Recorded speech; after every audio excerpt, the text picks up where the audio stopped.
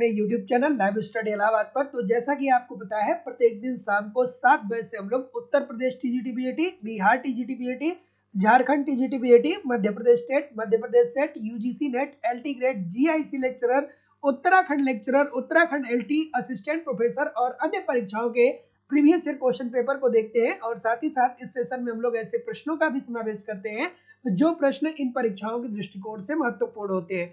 वही हमारी इकोनॉमिक्स की दूसरी क्लास आपको लाइव स्टडी इलाहाबाद के मोबाइल एप्लीकेशन पे देखने को मिलता है, जहां पे आपको इकोनॉमिक्स के अलग अलग बैच देखने को मिलेंगे और सभी बैचेस में आपको आपके सिलेबस के अनुसार इकोनॉमिक्स के सारे कंटेंट सिंपल, सटीक, साधारण भाषा में दिए जा रहे हैं, ताकि कम समय में बेहतर ढंग से आप इकोनॉमिक्स को सीख सकें, समझ सकें और सफलता प्राप्त कर सकें। जैसे कि आपको आपके सिलेबस के अनुसार इकोनॉमिक्स के कंप्लीट कॉन्सेप्ट पढ़ाए जा रहे हैं, अर्थात थियरी पढ़ाई जा रही है। थियरी पढ़ना बहुत जरूरी है। जब तक एक क्रम से आप इकोनॉमिक्स के सभी थियरी को ठीक से पढ़ते नहीं है, तब तक बहुत प्रकार की कंफ्यूजन और बहुत प्रकार की भ्रांतियां आपके दिमाग में विद्यमान होती है। तो आपके इसी रिक्वायरमेंट को ध्यान में रखते हुए लाइव स्टडी इलाहाबाद के मोबाइल एप्लीकेशन पे सिंपल, सटीक, साधारण भाषा में मेरे द्वारा ही आपको कंप्लीट आपके सिलेबस के अनुसार इकोनॉमिक्स पढ़ाया जा रहा है। इसकी लाइव क्लास होती है। अगर जो आप लाइव क्लास में नहीं जुड़ते हैं तो बाद में आपको रिकॉर्डेड क्लास मिल जाता है, आप अपने समय के अनुसार कभी भी क्लास को देख सकते हैं। इसके अतिरिक्त यहाँ पे आपके कंप्लीट इकोनॉमिक्स के नोट्स भी दिए जा रहे हैं। मेरी खुद की हैंड राइटिंग का मैं नोट्स आप लोगों को प्रोवाइड करा रहा हूँ, ताकि एक तरफ आप थियरी को पढ़ते रहिए अर्थात कॉन्सेप्ट को पढ़ते रहिए और दूसरी तरफ नोट्स के माध्यम से अपना रिवीजन करते रहिए। आपको यहाँ पे टेस्ट सीरीज भी दिया जा रहा है, आप टेस्ट दीजिए, अपना इवेल्युएशन करिए कि भाई प्रश्न कहाँ पे गलत हो रहे हैं, प्रश्न क्यों गलत हो रहे हैं, उन गलतियों में सुधार करिए, फिर अगला टेस्ट दीजिए जिससे आपकी एक्यूरेसी बेहतर हो पाए। आपको प्रीवियस ईयर के क्वेश्चन पेपर भी दिए जा रहे हैं, डायरेक्टली इनडायरेक्टली बहुत सारे प्रश्न प्रीवियस ईयर से पूछे जाते हैं और करंट की भी क्लासेस आपकी यहाँ पे होती है। मतलब सब कुछ प्रोवाइड कराना हमारी जिम्मेदारी है। बस आप ईमानदारी से इन सारे कंटेंट को एप्लीकेशन पे ठीक तरीके से फॉलो करते रहिए, यूट्यूब पे प्रैक्टिस करते रहिए। मैं निश्चित तौर पे कह सकता हूँ कि बहुत ही कम समय में बेहतर ढंग से आप इकोनॉमिक्स को सीख सकते हैं, समझ सकते हैं और सफलता को सुनिश्चित कर सकते हैं। अगर जो बात करें एडमिशन की, तो लाइफ टाइम की वैलिडिटी के साथ आपको एडमिशन मिलता है। इट मीन केवल और केवल एक बार आपको फीस सबमिट करनी होगी और आप चाहें तो एक से ज्यादा बैच में भी पढ़ सकते हैं, जब चाहे जहां चाहे आप पढ़ सकते हैं। तो लाइफ टाइम की वैलिडिटी के साथ एडमिशन फीस केवल और केवल 2000 रुपए है। तो जो लोग भी एडमिशन लेना चाहते हैं, डिस्क्रिप्शन बॉक्स में जाइए, एप्लीकेशन का लिंक दिया गया है, एप्लीकेशन को डाउनलोड कर लीजिए और वहां से डायरेक्ट कोर्स परचेज कर लीजिए। या अगर जो आप डायरेक्ट कोर्स नहीं परचेज कर पा रहे हैं, किसी भी प्रकार की आपको कोई समस्या है, तो आप मुझे इस नंबर पे कॉल कर सकते हैं या व्हाट्सएप मैसेज कर सकते हैं। किसी भी इंक्वायरी के लिए आप मुझे इस नंबर पे कॉल भी कर सकते हैं या व्हाट्सएप मैसेज भी कर सकते हैं। इकोनॉमिक्स के सभी बैच अवेलेबल हैं। उत्तर प्रदेश टीजीटी पीजीटी का अलग बैच है, बिहार टीजीटी पीजीटी का अलग बैच है, यूजीसी नेट का अलग बैच है, झारखंड में टीजीटी पीजीटी जेट के लिए अलग अलग बैच है, मध्य प्रदेश में शिक्षक भर्ती में सेट के लिए, टेट के लिए अलग अलग बैच मिल जाएंगे, उत्तराखंड में लेक्चरर के लिए अलग बैच मिलेगा, LT grade, GIC lecturer, Haryana PGT, assistant professor और अन्य परीक्षाओं के भी बैच आपको मिल जाएंगे। तो किसी भी प्रकार की इंक्वायरी के लिए आप इस नंबर पे कॉल कर सकते हैं या आप डायरेक्ट एप्लीकेशन को डाउनलोड करके वहां से कोर्स को परचेज कर सकते हैं। चलिए, गुड इवनिंग एवरीबॉडी। रामपुरुष अनुरागी जी, सुनीता गुप्ता जी, नीलम जी, प्रभाकर कुमार जी, संजय जी, रवि कुमार जी, पिंटू यादव जी, राजेश कुमार सिंह जी, सभी लोगों से निवेदन है, बहुत सारे लोग जुड़ गए हैं, सबका नाम पढ़ना पॉसिबल नहीं है, लेकिन सभी लोग वीडियो को लाइक और शेयर जरूर कर दिया करिए। चलिए, पहला प्रश्न आप लोगों के सामने ये रहा कि निम्नलिखित कथनों पर ध्यान दीजिए और ध्यान देकर के आपको ये बताना है कि उपरोक्त में से कौन सा कथन प्रतिष्ठित उपरोक्त में से कौन सा कथन प्रतिष्ठित अंतरराष्ट्रीय व्यापार सिद्धांत के लिए सत्य है। तो अब यहाँ पे सबसे पहले तो आपको ये बात पता होनी चाहिए कि अंतरराष्ट्रीय व्यापार का प्रतिष्ठित सिद्धांत किसने दिया, या अंतरराष्ट्रीय व्यापार का प्रतिष्ठित सिद्धांत की अगर जो बात करें तो इसमें कौन कौन से अर्थशास्त्री हैं। तो अंतरराष्ट्रीय व्यापार का प्रतिष्ठित सिद्धांत जो दिया गया था वो किसके द्वारा दिया गया था? तो सबसे पहले आपको याद आना चाहिए, एडम स्मिथ साहब को याद आना चाहिए, एडम स्मिथ साहब याद आने चाहिए। फिर आपको कौन याद आना चाहिए? फिर आपको याद आने चाहिए डेविड रिकार्डो साहब, ठीक है, डेविड रिकार्डो साहब। फिर आपको कौन याद आनी चाहिए, आपको जेबी से साहब याद आने चाहिए, जेबी से साहब। फिर आपको जेएस मिल साहब याद आने चाहिए, ठीक है, मिल साहब आपको याद आने चाहिए। तो अंतरराष्ट्रीय व्यापार का प्रतिष्ठित सिद्धांत किसने दिया था, तो चलिए उत्तर करिए। तो अंतरराष्ट्रीय व्यापार के प्रतिष्ठित सिद्धांत की बात करें तो अंतरराष्ट्रीय व्यापार का प्रतिष्ठित सिद्धांत किसने दिया था, तो प्रतिष्ठित सिद्धांत एडम स्मिथ साहब ने, एडम स्मिथ साहब ने जो कहा उसे कहा जाता है कि ये क्या है, अंतरराष्ट्रीय व्यापार का प्रतिष्ठित सिद्धांत है। यही बात डेविड रिकार्डो भी कहते हैं, यही बात जेबी से भी कहते हैं और यही बात जेएस मिल भी कहते हैं। तो अब प्रतिष्ठित अर्थशास्त्रीय व्यापार सिद्धांत की कौन सी मान्यता है, बेसिकली आपको ये बताना है। तो अंतरराष्ट्रीय व्यापार का प्रतिष्ठित सिद्धांत की सबसे पहली मान्यता तो यह है कि इन लोगों का ये कहना था कि श्रम ही उत्पादन का एकमात्र साधन है। मतलब अगर जो किसी वस्तु का उत्पादन हो रहा है तो उसमें श्रम जो है वही उत्पादन का एकमात्र साधन है, ठीक है। अर्थात अगर जो किसी वस्तु का उत्पादन करना है तो उत्पादन के साधन केवल और केवल क्या है, श्रम है। उसके बाद उन्होंने क्या बोला, उन्होंने बोला मूल्य का श्रम सिद्धांत मान्य है, बिल्कुल ठीक है, मूल्य का श्रम सिद्धांत उन्होंने दिया, बहुत बार मैंने बताया डेविड रिकार्डो एडम स्मिथ के बारे में। और देश के अंदर श्रम पूर्ण रूप से गतिशील है, ये भी तो कहा था ना कि देश के अंदर श्रम पूर्ण रूप से गतिशील है, लेकिन देश के बाहर श्रम पूर्ण रूप से गतिशील नहीं है, तो ये भी बात ठीक हो जाएगी। और व्यापाररत देशों के मध्य श्रम पूर्ण गतिशील है, नहीं भाई ये बात गलत हो जाएगी। उन्होंने कहा कि देश के अंदर श्रम गतिशील है, देश के बाहर श्रम गतिशील नहीं है। तो जितने लोग भी ऑप्शन नंबर सी बोल रहे हैं कि सर जी 1, 2 और 3 सही है, सभी लोग का उत्तर ठीक हो जाएगा। तो याद रखिएगा कि अंतरराष्ट्रीय व्यापार का प्रतिष्ठित सिद्धांत किसने दिया था, तो भैया ये किसका नाम आपको याद आना चाहिए, एडम स्मिथ का याद आना चाहिए, डेविड रिकार्डो का याद आना चाहिए, जेबी से जेएस मिल की याद आनी चाहिए आपको। इन लोगों ने क्या कहा, जो एडम स्मिथ ने कहा था ना, उन्हीं की, एडम स्मिथ की ही बातों को इन लोगों ने सभी लोग माना था। तो इन्होंने क्या कहा था कि श्रम उत्पादन का एकमात्र साधन है, मूल्य का श्रम सिद्धांत मान्य है और देश के अंदर श्रम पूर्ण रूप से गतिशील है, लेकिन देश के बाहर श्रम गतिशील नहीं है। तो जितने लोग भी सी बोल रहे हैं ठीक बोल रहे हैं। अगला कि भारतीय रिजर्व बैंक नोट निर्गमन की निम्नलिखित प्रणाली अपनाता है। इजी सा प्रश्न है लेकिन बार बार पूछा जाने वाला प्रश्न है, ठीक है, इजी सा प्रश्न है लेकिन बार बार पूछा जाने वाला प्रश्न है। सभी लोग एक बार वीडियो को लाइक और शेयर कर दीजिए, इतने सारे लोग क्लास देख रहे हैं फिर भी लाइक और शेयर की संख्या बहुत कम है। तो भारतीय रिजर्व बैंक नोट निर्गमन की कौन सी प्रणाली अपनाता है, तो जितने लोग भी बोल रहे हैं कि सर जी न्यूनतम कोष प्रणाली, तो न्यूनतम कोष प्रणाली के अंतर्गत आरबीआई के पास पत्र मुद्रा के बदले, आरबीआई के पास पत्र मुद्रा के बदले स्वर्ण एवं विदेशी प्रतिभूति 200 करोड़ की होनी चाहिए। स्वर्ण एवं विदेशी प्रतिभूति कितनी होनी चाहिए, 200 करोड़ की होनी चाहिए, जिसमें 115 करोड़, टोटल कितना होना चाहिए, 200 करोड़ होनी चाहिए, और जिसमें 115 करोड़ किस रूप में होना चाहिए, तो स्वर्ण के रूप में होना चाहिए। 115 करोड़ किस में होना चाहिए, स्वर्ण के रूप में होना चाहिए आरबीआई के पास, और बाकी के जो आपके 85 करोड़ बचते हैं ये किस रूप में होने चाहिए, ये प्रतिभूति के रूप में होने चाहिए, प्रतिभूति के रूप में होने चाहिए, प्रतिभूति के रूप में होनी चाहिए। तो भारतीय रिजर्व बैंक नोट निर्गमन की किस पद्धति को अपनाता है, तो न्यूनतम कोष प्रणाली पद्धति, और इसके अंतर्गत आरबीआई के पास 200 करोड़ होने चाहिए स्वर्ण और प्रतिभूति के रूप में, और इसमें से 115 करोड़ स्वर्ण के रूप में आरबीआई के पास होने चाहिए और 85 करोड़ प्रतिभूति के रूप में होने चाहिए। तो जितने लोग भी ऑप्शन नंबर क्या बोल रहे हैं, सी बोल रहे हैं, सभी लोग का उत्तर ठीक है। अगला कि अधिकतम सामाजिक लाभ के सिद्धांत को सर्वप्रथम किसने बताया था। सभी लोग एक बार पहले वीडियो को लाइक और शेयर कर दीजिए, इतने सारे लोग क्लास देख रहे हैं फिर भी लाइक और शेयर की संख्या बहुत कम है। फिर देखिए आपको यहीं पे याद आना चाहिए कि आरबीआई एक्ट कब आया था, भारतीय रिजर्व बैंक अधिनियम कब आया था, 1934 में आया था। इसी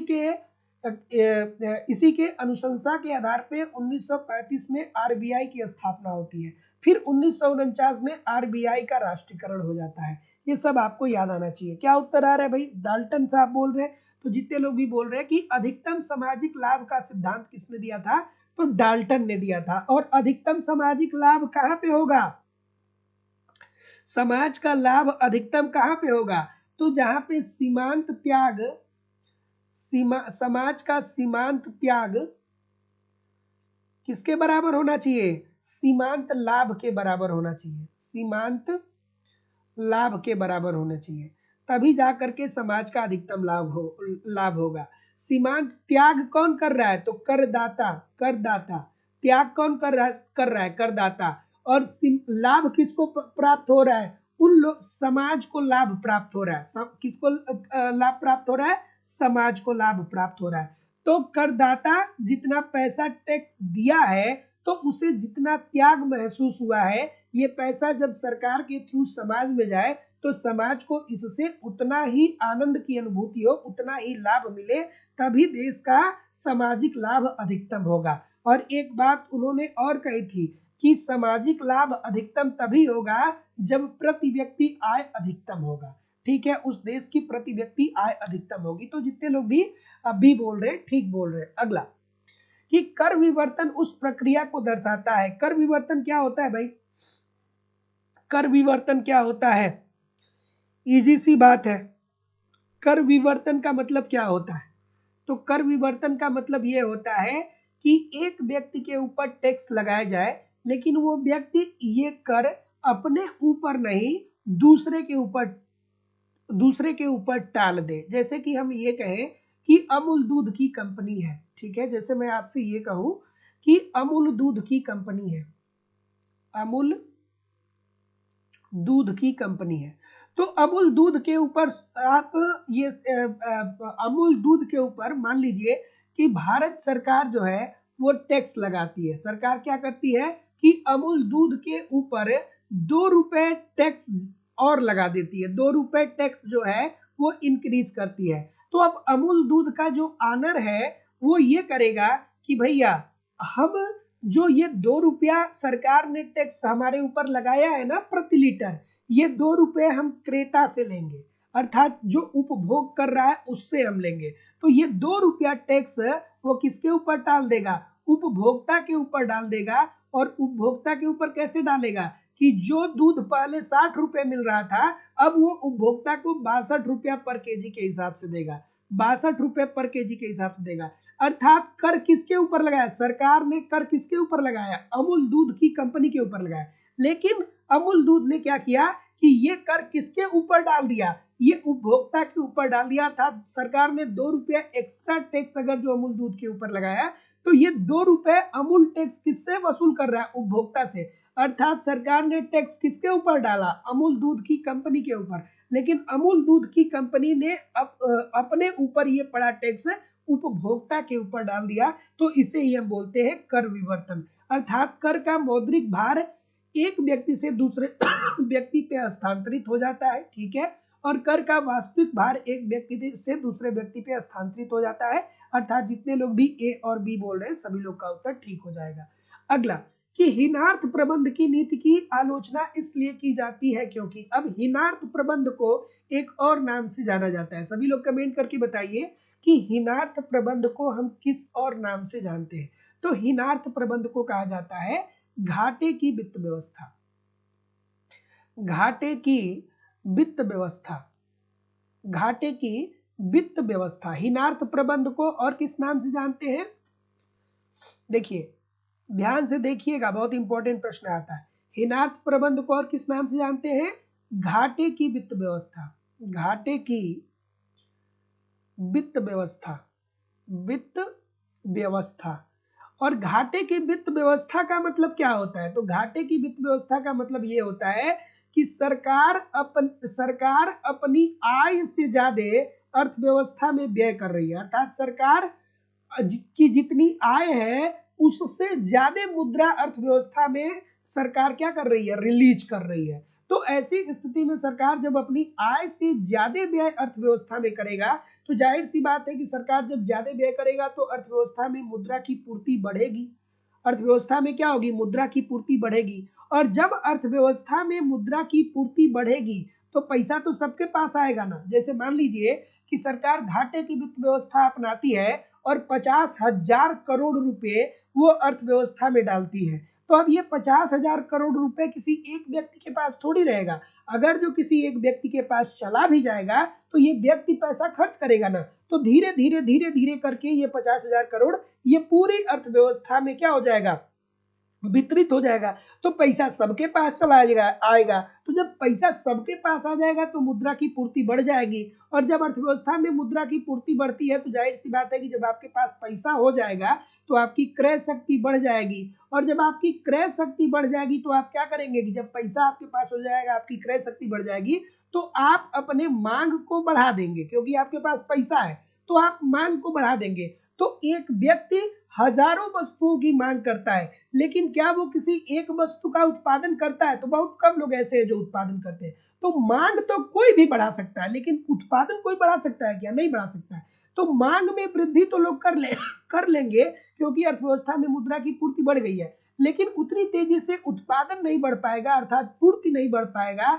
तो जब किसी वस्तु की अर्थव्यवस्था में मांग ज्यादा होगी और उस वस्तु की पूर्ति अर्थव्यवस्था में कम होगी, तो जाहिर सी बात है कि उस वस्तु की कीमतों में वृद्धि आ जाएगी, और उस वस्तु की कीमत में वृद्धि आ जाएगी तो हम कहेंगे कि मुद्रास्फीति आ गई है। ठीक है, वस्तुओं की कीमतों में जब वृद्धि होती है तो महंगाई आती है, और महंगाई को ही इकोनॉमिक्स की भाषा में मुद्रास्फीति बोलते हैं। तो जितने लोग भी ऑप्शन नंबर डी बोल रहे हैं कि मुद्रास्फीति को बढ़ावा देता है, सभी लोग का उत्तर यहाँ पे एब्सोल्युटली 100% ठीक है। तो एक लाइन की बात है, समझ लीजिएगा, ये बहुत इंपॉर्टेंट कॉन्सेप्ट है इकोनॉमिक्स का। तो हीनार्थ प्रबंध को घाटे की वित्त व्यवस्था बोलते हैं, और हीनार्थ प्रबंध या घाटे की वित्त व्यवस्था का मतलब ये होता है कि सरकार अपनी आय से ज्यादा अर्थव्यवस्था में व्यय करता है, और सरकार जब ज्यादा व्यय करेगा तो अर्थव्यवस्था में मुद्रा की पूर्ति बढ़ेगी। जब अर्थव्यवस्था में मुद्रा की पूर्ति बढ़ेगी तो लोगों की क्रय शक्ति बढ़ेगी, और जब लोगों की क्रय शक्ति बढ़ेगी तो पैसा लोगों के पास आएगा, तो मांग तो लोग बढ़ा देंगे, लेकिन मांग बढ़ सकता है, लेकिन उत्पादन उस तरीके से नहीं बढ़ सकता है। तो मांग में वृद्धि बहुत हो जाएगी, आपूर्ति कम रहेगी। तो जाहिर सी बात है कि जब किसी वस्तु की मांग अर्थव्यवस्था में बहुत बढ़ जाएगी और पूर्ति कम होगा, तो उस वस्तु की कीमत में वृद्धि हो जाएगी। उस वस्तु की कीमत में वृद्धि होगी तो उसे ही तो हम कहेंगे कि मुद्रास्फीति आ गई। तो ये मुद्रास्फीति को बढ़ावा देता है। तो जितने लोग भी डी बोल रहे हैं, सभी लोग का उत्तर यहाँ पे एब्सोल्युटली 100% ठीक हो जाएगा। अगला, बजट घाटे की तुलना में राजकोषीय घाटे का आकार सदाई होगा। देखिए, इसीलिए मैं आप लोगों से कहता हूं कि आप थियरी की क्लास जरूर ज्वाइन करिए, आप कॉन्सेप्ट की क्लास जरूर ज्वाइन करिए, क्योंकि बहुत सारे ऐसे टर्म है ना जिसको आप नहीं समझेंगे तो बहुत मुश्किल होगा, और एक बार समझ लेंगे तो बहुत आसान हो जाएगा। इकोनॉमिक्स बहुत आसान है, जब एक बार आप समझ लेंगे फिर जिंदगी भर भूलेगा नहीं। इकोनॉमिक्स भूलने वाला सब्जेक्ट नहीं है। तो जो लोग भी एडमिशन अभी तक नहीं लिए हैं, वो एप्लीकेशन को डाउनलोड कर लीजिए। डिस्क्रिप्शन बॉक्स में एप्लीकेशन का लिंक है, एप्लीकेशन को डाउनलोड करके वहां से कोर्स परचेज कर लीजिए। वहां पे आपको कंप्लीट थियरी पढ़ाई जा रही है आपके सिलेबस के अनुसार। कंप्लीट मैं अपनी खुद की हैंड राइटिंग का नोट्स आपको दे रहा हूँ। आपको वहां पे मैं टेस्ट सीरीज भी प्रोवाइड करा रहा हूँ, प्रीवियस के क्वेश्चन पेपर भी दे रहा हूँ, और करंट भी मैं करा रहा हूँ। लाइफ टाइम की वैलिडिटी के साथ ये सारी चीजें दी जा रही हैं। ईमानदारी से इन सारी चीजों को एप्लीकेशन पे फॉलो करते रहिए, यूट्यूब पे प्रैक्टिस करते रहिए, सब कुछ कवर हो जाएगा। बहुत कम समय में सब कुछ कवर हो जाएगा। चलिए, क्या उत्तर आ रहा है भाई? या किसी को कोई भी इंक्वायरी हो तो इस नंबर पे कॉल या व्हाट्सएप मैसेज भी कर सकते हैं। क्या उत्तर आ रहा है? ठीक है, ऑप्शन नंबर ए बोल रहे हैं। तो जितने लोग भी ए बोल रहे हैं बिल्कुल ठीक है। अब इजी सी बात है भैया कि बजट घाटे की तुलना में राजकोषीय घाटा का आकार सदा क्या होगा? अधिक होगा, क्योंकि राजकोषीय घाटा एक बड़ी टर्मिनोलॉजी है और बजटीय घाटा एक छोटी टर्मिनोलॉजी है। बजटीय घाटे का फॉर्मूला क्या होता है और राजकोषीय घाटे का फॉर्मूला क्या होता है? सभी लोग कमेंट करके बताइए। सभी लोग कमेंट करके बताइए कि बजटीय घाटे का फॉर्मूला क्या होता है और राजकोषीय घाटे का फॉर्मूला क्या होता है। अगर जो राजकोषीय घाटे की का फॉर्मूला मैं बताऊं तो क्या होगा, और बजटीय घाटे का फॉर्मूला क्या होगा? राजकोषीय घाटा इज इक्वल टू क्या होता है? प्राथमिक घाटा माइनस ब्याज भुगतान, यही होता है ना। लेकिन अब आप बता दीजिए बजटीय घाटा क्या होता है। अगला, कि निम्नलिखित में से कौन स्वतंत्र अंतरराष्ट्रीय व्यापार के संदर्भ में सत्य है? स्वतंत्र अंतरराष्ट्रीय व्यापार के संदर्भ में कौन सी बातें ठीक है? चल, तो ये भी आसान सी बात है, ये भी आसान सी बात है। स्वतंत्र अंतरराष्ट्रीय व्यापार, इसका मतलब क्या हुआ? अंतरराष्ट्रीय व्यापार का मतलब क्या होता है? अंतरराष्ट्रीय व्यापार का मतलब होता है जब एक देश दूसरे देश के साथ व्यापार करता है तो उसे ही अंतरराष्ट्रीय व्यापार कहते हैं, और जब एक देश दूसरे देश के साथ व्यापार करता है तो उसे अंतरराष्ट्रीय व्यापार कहते हैं। और स्वतंत्र अंतरराष्ट्रीय व्यापार किसको कहते हैं? तो स्वतंत्र अंतरराष्ट्रीय व्यापार का मतलब ये होता है कि जैसे मान लीजिए कि एक देश जब दूसरे देश में अपनी वस्तुओं को लेकर के जाएगा तो उस देश की गवर्नमेंट किसी भी प्रकार का टैक्स नहीं लगाएगी उस वस्तु पे, अर्थात प्रशुल्क नहीं लगाएगी। ना ही वो सरकार कोई कोटा निर्धारित करेगी और ना ही वो सरकार कोई अभ्यंश निर्धारित करेगी। स्वतंत्र व्यापार का मतलब ये होता है कि आप हमारे देश में आइए, अपने वस्तुओं को बेचिए और हम आपके देश में जाकर के अपने वस्तुओं को बेचेंगे।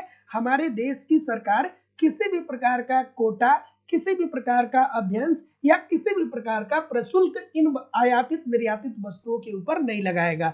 तो ऐसी स्थिति में मुक्त व्यापार संसाधनों के अनुकूलतम प्रयोग को प्रेरित करते हैं। अगर जो भारत के पास अभ्रक है और भारत पूरे अभ्रक को यूटिलाइज नहीं कर पा रहा है तो भारत इसे अमेरिका ले जाए, ठीक है, अमेरिका ले जाए, अमेरिका ले जाकर के लाभ कमाए। तो मुक्त व्यापार संसाधनों के अनुकूलतम प्रयोग को प्रेरित करता है।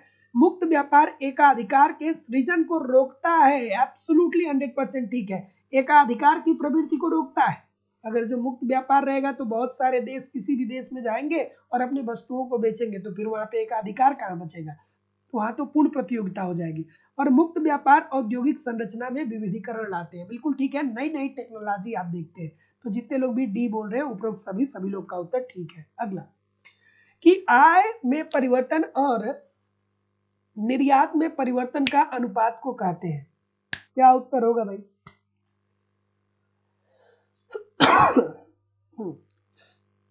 ठीक है, ठीक है, ठीक है, ठीक है। तो अब यहाँ पे बहुत अच्छी बात है, बहुत खूबसूरत सी बात है, आपको जाननी चाहिए, बहुत खूबसूरत सी बात है एक यहाँ पे आपको जाननी चाहिए। क्या आपको जाननी चाहिए? क्या आपको जाननी चाहिए? बताइए भाई, क्या जाननी चाहिए? कि k is equal to delta y upon delta x. पता है? किसको किसको पता है? हाथ उठाओ। किसको किसको पता है? सभी लोग हाथ उठाइए। तो देखिए, तो जितने लोग भी ए बोल रहे हैं कि विदेशी व्यापार गुणक, तो जितने लोग भी विदेशी व्यापार गुणक बोल रहे हैं सभी लोग का उत्तर ठीक हो जाएगा। विदेशी व्यापार गुणक ये बताता है, विदेशी व्यापार गुणक ये बताता है कि अगर किसी अर्थव्यवस्था में निर्यात में वृद्धि होगा तो जितनी तेजी से निर्यात में वृद्धि हो रहा है ना, उसके के गुना वृद्धि, मतलब कई गुना वृद्धि जो होगा उस देश की राष्ट्रीय आय में होगी, उस देश के राष्ट्रीय आय में कई गुना वृद्धि होगी। तो जितने लोग भी ऑप्शन नंबर ए बोल रहे हैं सभी लोग का उत्तर यहाँ पे एब्सोल्युटली 100% ठीक हो जाएगा। और विदेशी व्यापार गुणक का फार्मूला क्या होता है सभी लोग कमेंट करके बताइए। व्यापार का अवसर लागत सिद्धांत, चलिए अच्छा सा प्रश्न,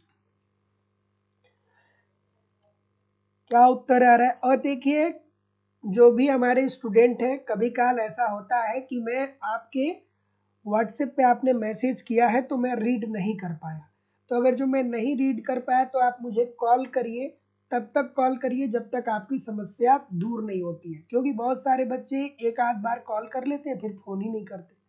तो आप मुझे तब तक फ़ोन करिए जब तक आपकी समस्या दूर नहीं हो जाती है, क्योंकि बहुत सारे बच्चों का कांटेक्ट रहता है, कभी कभी चीज़ें क्या होती है स्किप हो जाती हैं, कभी कभी किसी का नंबर स्किप हो जाता है, रिप्लाई नहीं कर पाता हूँ, तो आप कॉल जरूर किया करिए मुझे, ठीक है।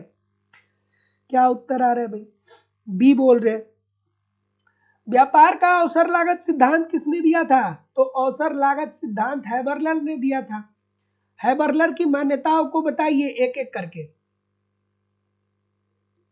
हैबरलर की मान्यताओं को बताइए कमेंट करके सभी लोग कि हैबरलर साहब ने कौन सी मान्यता दी थी, इनकी मान्यताओं के बारे में आप हमें बताइए। और ये व्यापार के तुलनात्मक लागत सिद्धांत के काट में है। व्यापार का तुलनात्मक लागत सिद्धांत किसने दिया था? रिकार्डो ने दिया था। रिकार्डो ने क्या कहा था? रिकार्डो ने कहा था कि दो देश आपस में इसलिए व्यापार करते हैं क्योंकि दोनों देशों में तुलनात्मक लागत का अंतर पाया जाता है। लेकिन हैबरलर साहब आते हैं तो कहते हैं नहीं भैया, हमें अवसर लागत के कारण लाभ प्राप्त होता है।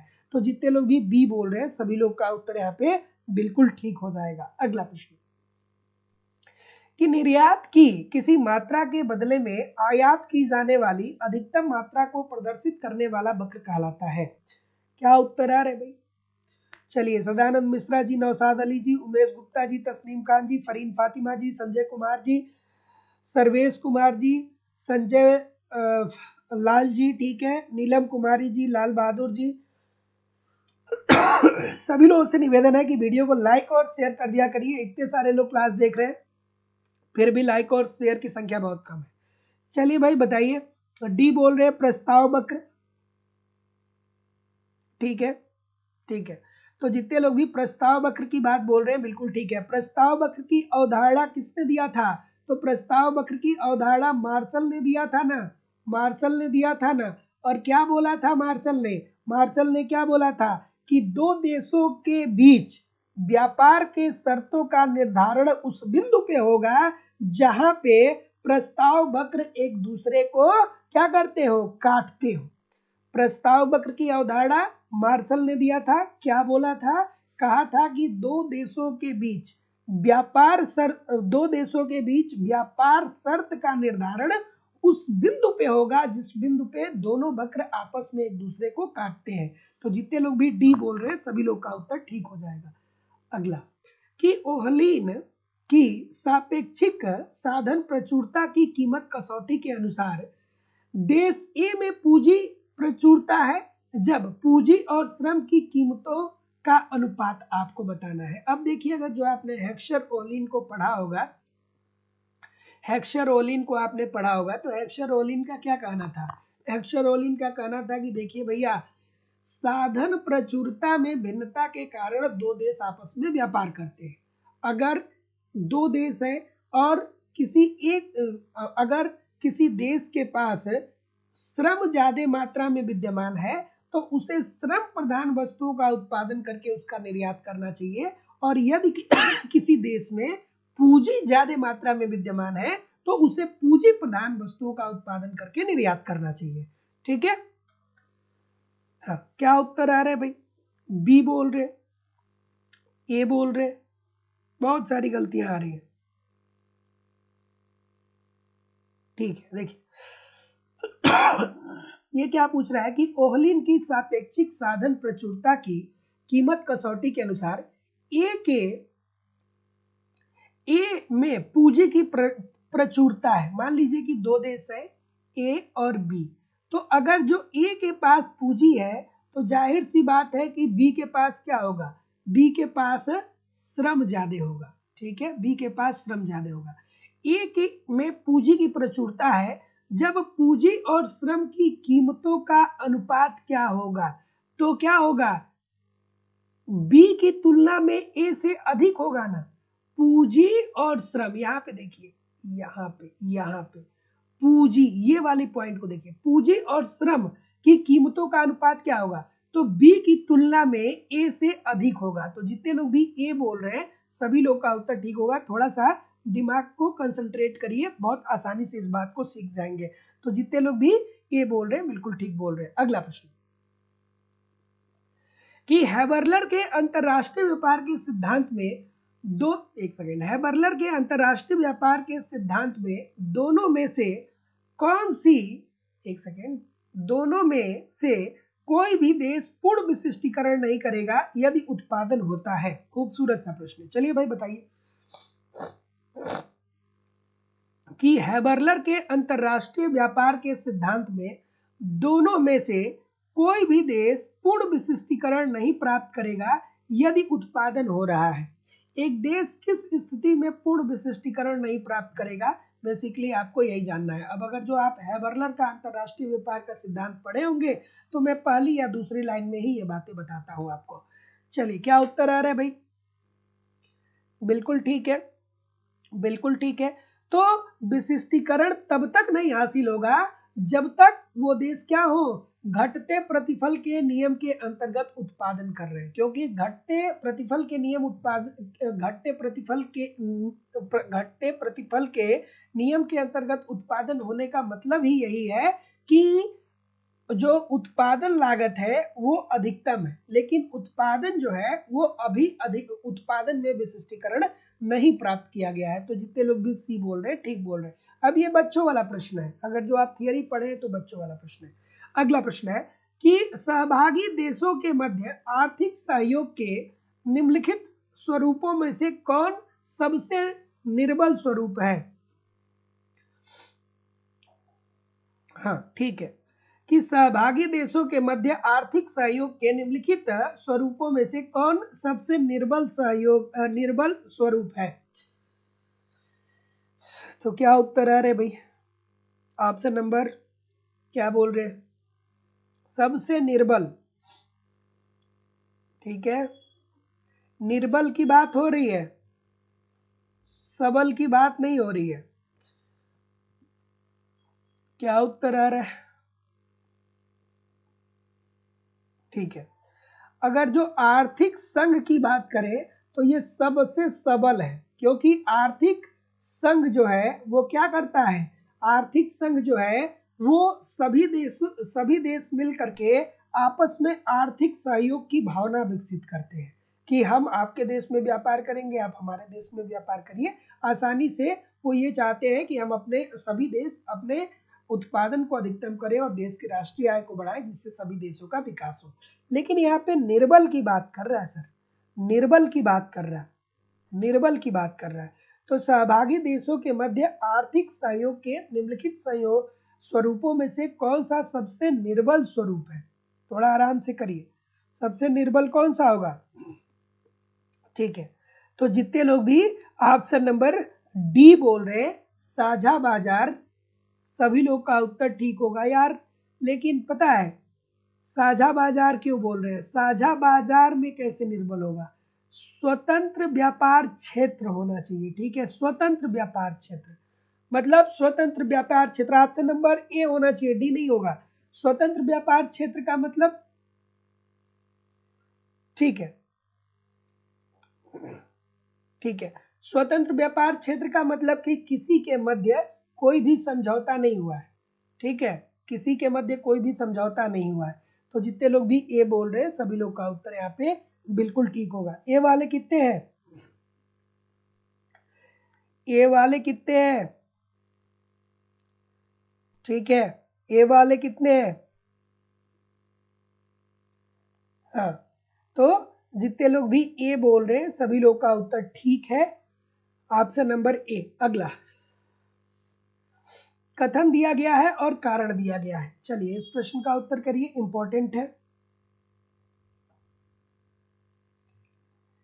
एक सेकेंड, और जो लोग भी एप्लीकेशन से कोर्स परचेज कर रहे हैं कृपया अभी कॉल या व्हाट्सएप मैसेज न करिए।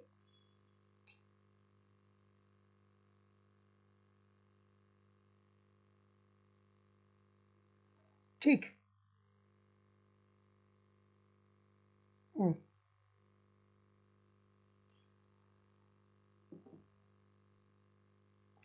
हाँ, कि कथन दिया गया है कि आयात प्रशुल्क। अब आयात प्रशुल्क का मतलब क्या होता है, तो भैया देखिए जब एक सीमा से दूसरी सीमा में वस्तुएं जाती है, अर्थात जब आयात और निर्यात होता है तो उसके ऊपर जो टैक्स लगता है उसे ही प्रशुल्क कहा जाता है। आयातित निर्यातित वस्तुओं के ऊपर जब टैक्स लगता है तो उसे ही प्रशुल्क कहा जाता है। तो ये प्रश्न पहले पढ़िए कि आयात प्रशुल्क लगने पर आयातित वस्तु की कीमतों में वृद्धि की संभावना होती है। बिल्कुल ठीक है भाई, अगर जो चीन भारत में वस्तुओं को निर्यात कर रहा है, अर्थात भारत उस वस्तु का आयात कर रहा है और चीन की वस्तुएं भारत के सीमा के अंदर आ रही है और भारत सरकार उस पर कर लगा रहा है, तो जाहिर सी बात है कि 10 रुपए की वो वस्तु मान लीजिए कि आ रही थी, लेकिन सरकार उस पर 2 रुपए का टैक्स भी ले रहा है, तो उसकी कीमत में क्या आ जाएगी, वृद्धि हो जाएगी। प्रशुल्क लगेगा तो उसकी कीमत बढ़ जाएगी, देयर इज नो डाउट। उसके बाद क्या बोल रहा है, उसके बाद बोल रहा है कि यह कीमत वृद्धि व्यापाररत देशों में वस्तु की मांग व पूर्ति की लोच पे निर्भर करती है। बिल्कुल ठीक है कि प्रशुल्क कितना लगेगा ये वस्तु की मांग की लोच पे निर्भर करती है। तो जितने लोग भी क्या बोल रहे हैं, ये बोल रहे हैं कि ए और आर दोनों सत्य है और आर एक ही सही व्याख्या कर रहा है, सभी लोग का उत्तर यहाँ पे बिल्कुल ठीक हो जाएगा। जैसे बहुत सारी वस्तुएं होती है जिसपे सरकार बहुत टैक्स नहीं लगा सकता है, जैसे पेट्रोल है, तो पेट्रोल अगर जो हम आयात कर रहे हैं तो भारत सरकार इस पे बहुत ज्यादा टैक्स नहीं लगा सकता है। क्यों? क्योंकि भारत सरकार अगर जो बहुत टैक्स लगा देगा तो पेट्रोल बहुत महंगा हो जाएगा, और जब बहुत महंगा हो जाएगा तो इससे हमारे देश के कल्याण में कमी आएगी, क्योंकि पेट्रोल की मांग तो सबको है ना। तो सरकार देखती है कि कौन सी वस्तुएं हमारे लिए नेसेसरी है, जो नेसेसरी होती है उस पर सरकार कम प्रशुल्क लगाती है, और जो अननेसेसरी वस्तुएं होती है उस पर सरकार प्रशुल्क ज्यादा लगाती है। जैसे आप लोगों ने सुना होगा कि कुछ कुछ विस्की ऐसी आती है, मतलब एल्कोहल ऐसा आता है जो 10,000 रुपए का एक बॉटल मिलता है, 10,000 रुपए का 10,000 रुपए उसकी प्राइस होती है एक बॉटल की, या 20,000 रुपए की होती है, या 50,000 रुपए का आता है एल्कोहल। तो उस पर सरकार क्या करेगी? उस पर सरकार टैक्स ज्यादा लगाएगी। तो जितने लोग भी ए बोलेंगे ठीक बोलेंगे। अगला, कि निम्नलिखित कथनों में से कौन सा एक कथन सही नहीं है? चलिए भाई, सभी लोग लाइक और शेयर कर दीजिए। सोमवती जी, राजकुमार प्रजापति जी, नीलम कुमारी जी, घनश्याम अनुरागी जी, सदानंद जी, रोहित कुमार जी, नौशाद अली जी, रोहित कुमार जी, बुद्धराज जी, ज्योति चौरसिया जी, प्रिया सिंह जी, सभी लोगों से निवेदन है कि एक बार वीडियो को लाइक और शेयर तो कर दीजिए। इतने सारे लोग क्लास देख रहे हैं फिर भी लाइक और शेयर की संख्या बहुत कम है। जितने लोग क्लास देख रहे हैं उतना भी लाइक शेयर नहीं है। एक बार सभी लोग वीडियो को लाइक और शेयर कर दीजिए। तो देखिए, अब आपको यहाँ पे अंतरराष्ट्रीय मुद्रा कोष अर्थात आईएमएफ की याद आनी चाहिए। आईएमएफ अर्थात अंतरराष्ट्रीय मुद्रा कोष। आईएमएफ की स्थापना कब होती है? आईएमएफ की स्थापना 1945 में होती है। आईएमएफ काम कब शुरू करता है? 1947 में। आईएमएफ क्या करता है? आईएमएफ अपने सदस्य देशों को भुगतान असंतुलन को दूर करने के लिए साख प्रोवाइड करता है। आईएमएफ अंतरराष्ट्रीय मुद्रा कोष का मुख्य कार्य क्या है? तो अंतरराष्ट्रीय मुद्रा कोष का मुख्य कार्य है कि वो अपने सदस्य देशों को भुगतान असंतुलन दूर करने के लिए साख प्रोवाइड करता है। और आईएमएफ के साथ ही विश्व बैंक की भी स्थापना हुई थी। विश्व बैंक की स्थापना कब हुई थी? विश्व बैंक की स्थापना कब हुई थी? तो विश्व बैंक की भी स्थापना 1945 में ही होती है, लेकिन विश्व बैंक कार्य शुरू कर देता है 1946 में। ठीक है, तो आईएमएफ और विश्व बैंक को जुड़वा संस्थाएं कहा जाता है या जुड़वा बहने कहा जाता है। तो जैसा कि मैंने आपको अभी बताया कि अंतरराष्ट्रीय मुद्रा कोष अपने सदस्य देशों को भुगतान असंतुलन से निपटने के लिए क्या करती है? साख प्रोवाइड करती है। और ऑप्शन में क्या पूछा है? नहीं पूछा है। तो निम्नलिखित कथनों में से कौन सा एक कथन सही नहीं है? तो अंतरराष्ट्रीय मुद्रा कोष ने भारत में निरक्षरता को दूर करने में सहायता दी है, ऐसा बिल्कुल नहीं है भैया। अंतरराष्ट्रीय मुद्रा कोष अपने सदस्य देशों को भुगतान असंतुलन को दूर करने के लिए उसे साख प्रोवाइड करता है। सो ऑप्शन नंबर ए। अगला, कि क्रय शक्ति समता सिद्धांत किसने दिया था? ठीक है, ठीक है, ठीक है। ऑप्शन नंबर, ठीक है, गुडसॉफ कैसल साहब। गुडसॉफ कैसल साहब क्या कहते हैं? कहते हैं कि किन्हीं दो देशों की मुद्राओं की विनिमय दर, किसी दो देशों की मुद्राओं की विनिमय दर आवश्यक रूप से इन मुद्राओं की आंतरिक क्रय शक्ति के भागफल पर निर्भर करती है। आंतरिक क्रय शक्ति की बात करते हैं। जैसे मान लीजिए कि आपको भारत में $1 चाहिए, $1 आपको चाहिए, तो $1 के लिए कितना रुपया आपको देना पड़ेगा? 84 रुपए देना पड़ेगा। ठीक है, अर्थात $1 की क्रय शक्ति कितनी है? 84 रुपए की है। 84 रुपए की वस्तु को अगर जो आप खरीदना चाहते हैं तो $1 दे करके आप खरीद सकते हैं। तो ये बात किसने बताई थी? गुडसॉफ कैसल ने बताई थी। और कब बताई थी? 1922 में बताई थी। तो याद रखिएगा 1922 में। सो ऑप्शन नंबर ए। अगला, कि भूमि या आय एवं धन के वितरण में असमानता को मापा और दर्शाया जाता है। आज ही एप्लीकेशन पे मैं आप लोगों को पढ़ा रहा था लारेंज वक्र। स्टैटिक्स की क्लास चल रही है एप्लीकेशन पे अभी, और जब मैं आपको प्रकीर्णन अपकिरण को पढ़ा रहा था तो उसी में मैं आपको बता रहा था लॉरेंज वक्र के बारे में। तो आज जब मैं लॉरेंज वक्र पढ़ा रहा था तो जो लोग एप्लीकेशन पे क्लास को ज्वाइन किए होंगे, सबसे पहली लाइन हमने यही लिखवाई थी कि लॉरेंज वक्र क्या मापता है। तो हमने लिखवाया था कि आय में विषमता को, या धन में विषमता को, या भूमि में विषमता को। यही बात मैंने लिखवाई थी, जो लोग पढ़ रहे होंगे उनको याद होगा। तो जितने लोग भी बी बोल रहे हैं सभी लोग का उत्तर ठीक हो जाएगा। और लॉरेंज गुणांक कहाँ से कहाँ तक माना जाता है? 0 से लेकर के 100 तक। ठीक है, 0 से लेकर के 100 तक। तो जितने लोग भी बी बोल रहे हैं ठीक बोल रहे हैं। अगला, असीमित श्रम पूर्ति के साथ अतिरेक आर्थिक विकास का सिद्धांत किसने दिया? देखिए कितना प्यारा सा प्रश्न है, कितना खूबसूरत सा प्रश्न है। अगर जो आपको ये बात पता है ना, ये सिद्धांत आपने एक बार जिंदगी में पढ़ लिया है ना, तो दोबारा नहीं भूलेगा। मैं एक लाइन में बताऊंगा, ध्यान से सुनिएगा, पूरी जिंदगी भर आपको ये बातें याद रहेंगी, पूरी जिंदगी भर आपको ये बात याद रहेगी। चलिए, क्या उत्तर आ रहा है भाई? ठीक है, तो देखिए, एक अर्थशास्त्री हुए जिनका नाम क्या था? एक अर्थशास्त्री हुए जिनका नाम था लेविस। ठीक है, लेविस साहब ने, तो लेविस ने श्रम की असीमित श्रम पूर्ति का सिद्धांत दिया। किस परिप्रेक्ष्य में? आर्थिक विकास के परिप्रेक्ष्य में। लेविस ने असीमित श्रम पूर्ति का सिद्धांत दिया, किसके संदर्भ में? आर्थिक विकास के संदर्भ में। और इस सिद्धांत में उन्होंने क्या कहा? इस सिद्धांत में उन्होंने कहा कि अर्थव्यवस्था में दो क्षेत्र हैं। एक क्षेत्र तो है पूंजीवादी, या ठीक है, उन्होंने कहा कि अर्थव्यवस्था में दो क्षेत्र हैं।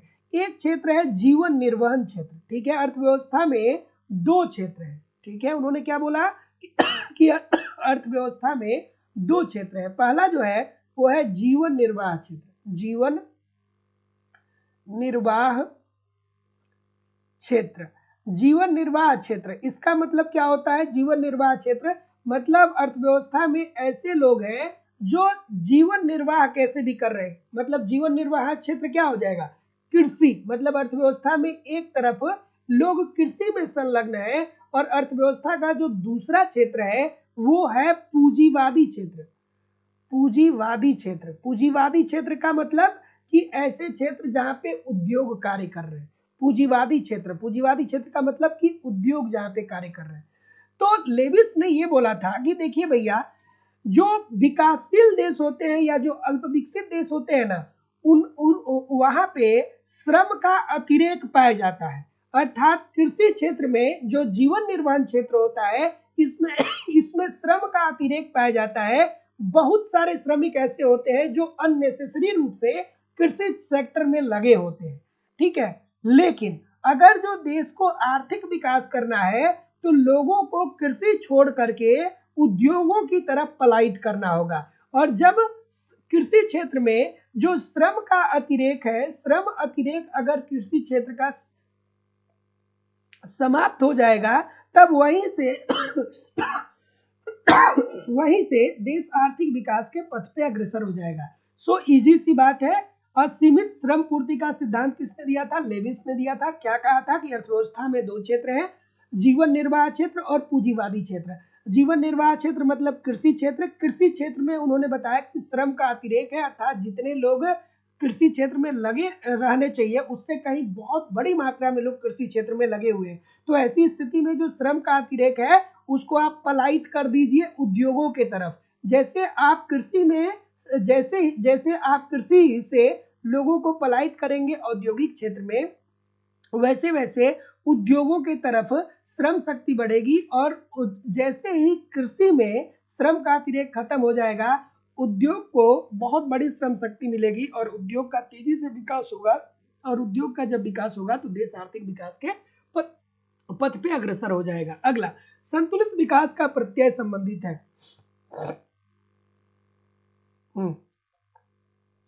क्या उत्तर होगा भाई? कि संतुलित विकास का प्रत्यय है। तो संतुलित विकास के अंतर्गत अगर जो हम लोग बात करें तो संतुलित विकास की अवधारणा, संतुलित विकास का मतलब क्या होता है? तो संतुलित विकास का मतलब ये होता है कि अर्थव्यवस्था में जितने भी क्षेत्र हैं या जितने भी उद्योग हैं, इन सभी क्षेत्रों में अर्थात सभी उद्योगों में समान रूप से निवेश किया जाए। जो अर्थव्यवस्था में श्रम व पूंजी है, जो अर्थव्यवस्था में श्रम व पूंजी है, वो अर्थव्यवस्था के सभी क्षेत्रों में समान रूप से निवेश किए जाए, सभी क्षेत्र में इसका क्या किया जाए, समान निवेश किया जाए। अर्थव्यवस्था में जो श्रम व पूंजी है उसको सभी क्षेत्रों में समान रूप से निवेश किया जाए ताकि सभी क्षेत्रों का विकास हो और सभी क्षेत्र आपस में परस्पर मांग व पूर्ति को क्रिएट करें, जिससे देश आर्थिक विकास के पथ पे अग्रसर हो जाएगा। और ये बात किसने कही थी, ये बात कही थी रैगनर नर्स ने। ठीक है, सो option number see this is the right answer हो जाएगा। तो याद रखिएगा कि संतुलित विकास की अवधारणा के समर्थक कौन कौन थे, तो एडम स्मिथ साहब भी थे, फ्रेडरिक लिस्ट भी थे, रोजेस्टीन रोडान थे, रैगनर नर्स थे, लेविस थे, सीटोवास्की थे, उसके बाद यंग साहब भी थे और लेवेंस्टीन साहब भी थे। इन सबको थोड़ा सा ध्यान में रखिएगा। और असंतुलित विकास की अवधारणा किसने दिया था, हर्ट्जमैन ने दिया था। अगला कि हैरेड मॉडल के लिए निम्नलिखित में से कौन सा कथन सत्य नहीं है। चलिए भैया, हैरेड डोमर मॉडल पढ़े होंगे तो अच्छे से बताइए इस प्रश्न का उत्तर।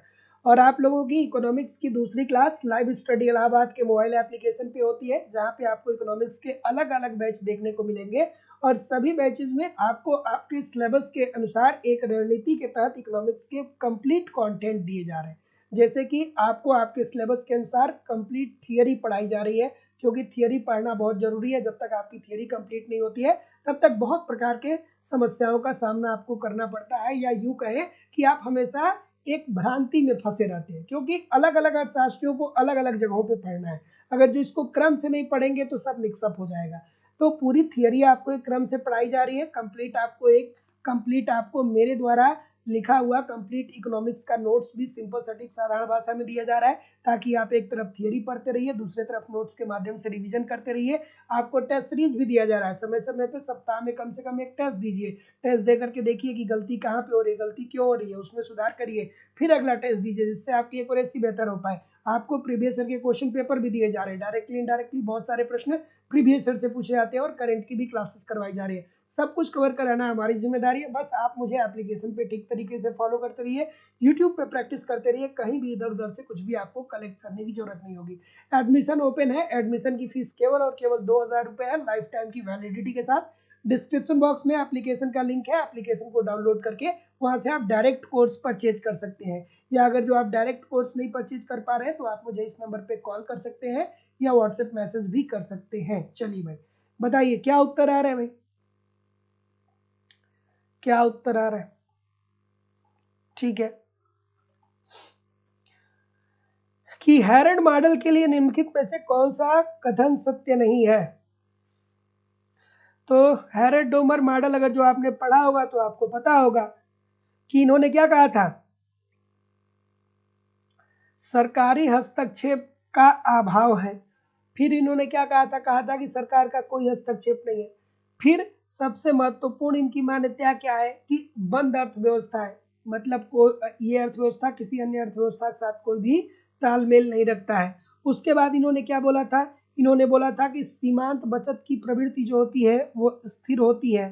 फिर उन्होंने क्या बोला, फिर उन्होंने बोला कि बचत तथा निवेश उसी वर्ष की आय से संबंध रखता है। लेकिन उन्होंने ये बात नहीं कही थी कि तकनीकी का चुनाव पूंजी की उपलब्धता पर निर्भर करता है। तो जितने लोग भी ऑप्शन नंबर क्या बोल रहे हैं, सी बोल रहे हैं, सभी लोग का उत्तर यहाँ पे बिल्कुल ठीक हो जाएगा। क्या हो गया भाई,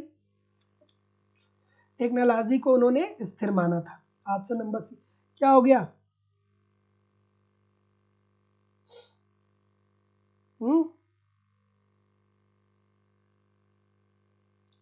कोई दिक्कत।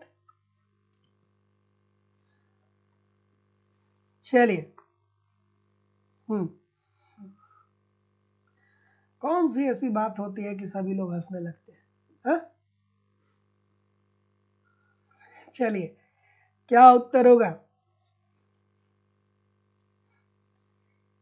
जितने भी ब्लैक हुए हैं सब दूसरे नंबर से आकर के मैसेज कर रहे हैं। कल एक लोग कहे कि जो ब्लैक हो गए सर वो पढ़ने नहीं आते, तो हमने उनसे कहा कि हमारे जो पुराने स्टूडेंट हैं उनको हमसे ज़्यादा आप नहीं जानते, वो किसी भी कीमत पे आएंगे पढ़ने, किसी भी कंडीशन में वो आएंगे एक बार नहीं, उनको 3 बार भी ब्लॉक किया जाएगा तो आएंगे। है ना। हमारे स्टूडेंट ऐसे नहीं है कि अगर जो उनको ब्लॉक कर दिया जाए तो पढ़ने ही नहीं आएंगे। आज से थोड़ी पढ़ रहे, बहुत दिनों से पढ़ रहे। चलिए, क्या उत्तर आ रहा है भाई कि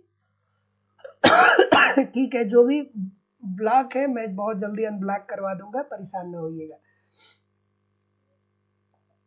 अनब्लॉक हो जाएंगे, बहुत जल्दी हो जाएंगे, सब अनब्लॉक हो जाएंगे एक बार में, सब अनब्लॉक हो जाएंगे। क्या उत्तर आ रहा है भाई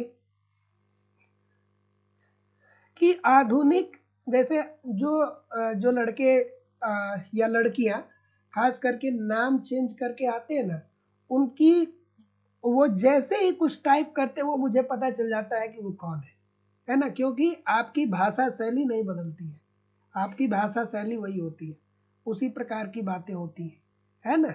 चलिए अगला प्रश्न।